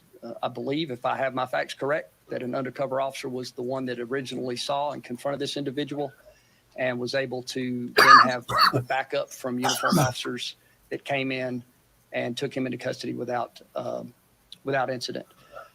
I would forget, and I will forget, some of the people and organizations to thank, but I can reiterate what Mayor Dickens and Chief Shearbaum said, and there's no reason to really go back into all of it, but I can tell you that it does not work without a cooperative community, a community that backs up the police, that allows the police to take risks and try to take violent people into custody. We have a very, very supportive community in Cobb County, a very supportive elected official group, and very supportive leadership. And that's very, very important for us. We had great community members who were calling us and giving us information. We have a 911 center who has shared their data with us. We have a DOT that gave us information and access to cameras that we did not have previously. And those cameras proved extremely helpful today. That is where we got the precise location of the building that he walked into. So the amazing cooperation between many that you would not really consider a public safety agency, like the Department of Transportation, and all the public safety agencies in Cobb County, the cities. GSP helped us with Overwatch and with a helicopter. It's just you can't really thank people without missing someone. But hats off to everybody who was involved in this and all of the foundation of the technology that was laid. And lastly, I'll have to say that the communication between agencies in Metro Atlanta has probably never been this good, particularly from the Atlanta Police Department. Incredible outreach with Chief Shearbaum and the whole team here. And we were here just last week learning things from the Atlanta Police Department. So thank you to everyone who was involved in this. We're, of course, honored to have been a part of it, and thanks to everyone who was involved. Thank you. Thank you very much, Chief. Thank you, Chief. And thank you again to all of our partners here in law enforcement for their cooperation and professional work today. As you can see, this is a group project. This took multiple jurisdictions working together, highly trained officers who not only found this suspect, but brought him into custody to stand trial. So thanks to the professional and trained law enforcement in our region, this is an instance where justice is the case of the day. But that doesn't change the fact that one woman died, or 4 more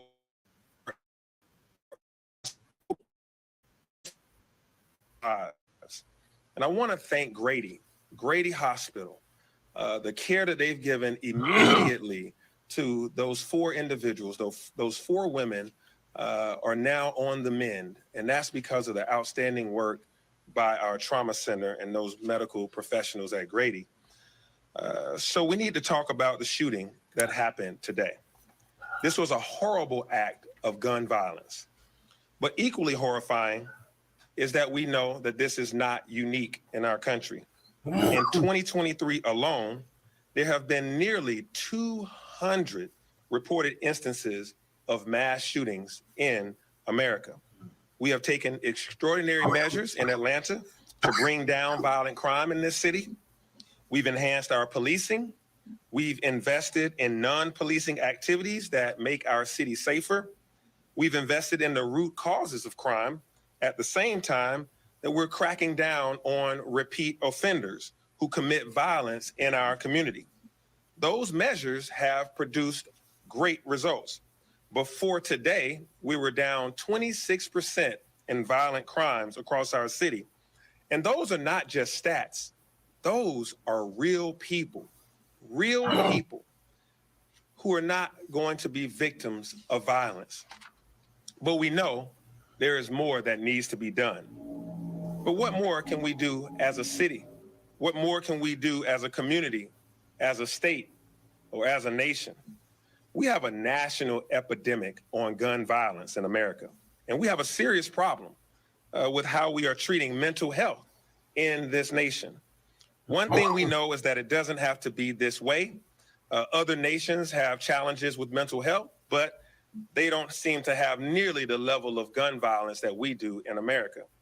So it's the guns that we're talking about. We live in a state and in a nation where people have easy and wide access to firearms that are used to kill other fellow Americans. We need immediate action that meets the urgency of this crisis. We need universal background checks, and we need to close the gun purchase loopholes. We need better red flag laws that allow judges to remove guns from people who pose risks.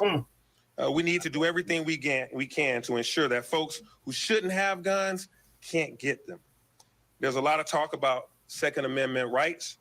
We need more actions about the rights of our citizens to go about their lives, to be able to go to a doctor's office, to a supermarket, to a gas station, or to their school without the threat of being gunned down. We all need to do our part to stop these horrific acts from happening again and again. So you will be hearing more from me on this. But today, we are grateful for the women and men who brought this to a close. The team of people that back up the team of people that you see standing here. And our prayers are with the victims and with the families that were injured or killed today. With that, I am happy to take your questions. Mayor Dickinson, there has been an extraordinary decrease in the homicide rate in Atlanta. But events like this, particularly when there's lots of national media attention, cause people to think that crime in Atlanta is increasing. How do you address that sort of perceptual mismatch? Yeah, thank you for that, for clearly stating that violent crime is down in Atlanta. Homicides are down 40-something% up until this very moment. I don't know what the stat is now after today, but violent crime is down in Atlanta. And so the perception may be because of this mass shooting that crime is all over the place. But the truth of the matter is it's down. And so reality is reality. The numbers show that it's down, but we still can't rest on that. We have to do policing activities, more police training, more police patrolling, but we also have to do non-policing activities like making sure people have, good jobs, making sure that individuals, our youth have youth opportunities, after school programs, summer employment, making sure that we invest. And you're listening now to the mayor of Atlanta. You just heard a press conference confirming that the suspected shooter at a doctor's office in the heart of Atlanta is in police custody after an hours-long manhunt. 24-year-old Dion Patterson has been apprehended. Authorities made the announcement just before 9 p.m. Eastern and praised the effort from all the agencies that assisted them. The first call of the active shooter came in just after 12 p.m. Police locked the area down, including nearby schools, ordering people to shelter in place before they realized the suspect was not there. The city of Atlanta, the latest community to deal with a mass shooting in 2023. Yeah. very active year so far. Very active 2 weeks. A lot that's happened, Black family. So it's getting real late. I'm having a real hard time talking right now. So I'm going to end the show. So we're going to be doing a part 2. Unfortunately, because there's so many topics. So, so make sure y'all stay tuned later on today for part 2, where we're going to discuss the illegal immigrant who kills family in Cleveland Hotel. In Cleveland, Texas, and goes on the run and gets found in Mexico in a closet under a blanket. The Democrats are back. The Democrats are back fear-mongering us for the 2024 presidential election. Just happened today or yesterday, I guess now. Another mass shooting in Texas at a mall outside of Allen, Texas. Nkrumah Mark Robinson, Lieutenant Governor of North Carolina, says that Foundation of Black Americans owe reparations. We won't say who we owe reparations to. These damn Republicans and Democrats are not your friends. Black family. And last but certainly not least, our Unhoused Neighbor News and the Unhoused Neighbor Sweeps. So make sure y'all stay tuned for that. In the meantime, make sure y'all like and subscribe to Front Line Blacc News with a double C on YouTube and Facebook. And also make sure that you like and subscribe to the Revolutionary Agenda on YouTube and Facebook. Make sure you like Shabaka EXP on Twitter. So peace, love, light, reparations, separations, and Black empowerment. We will see you later on today. Black family. So stay black, stay dangerous, as Lady Che always says, and keep your head on a swivel. Peace. Oh, and thank you to everybody that came on the show today. Shabaka Senkori, our West Coast correspondent. Ramel Understanding, our political prisoner, who is currently in the Carl State Mental Hospital. His friend Jizzle, and of course Lady Che. So peace, love, light, reparations, and separations. We'll be back later on today with a brand new episode. Well, part 2 of season 3, episode 5. So make sure y'all stay tuned for that. Peace.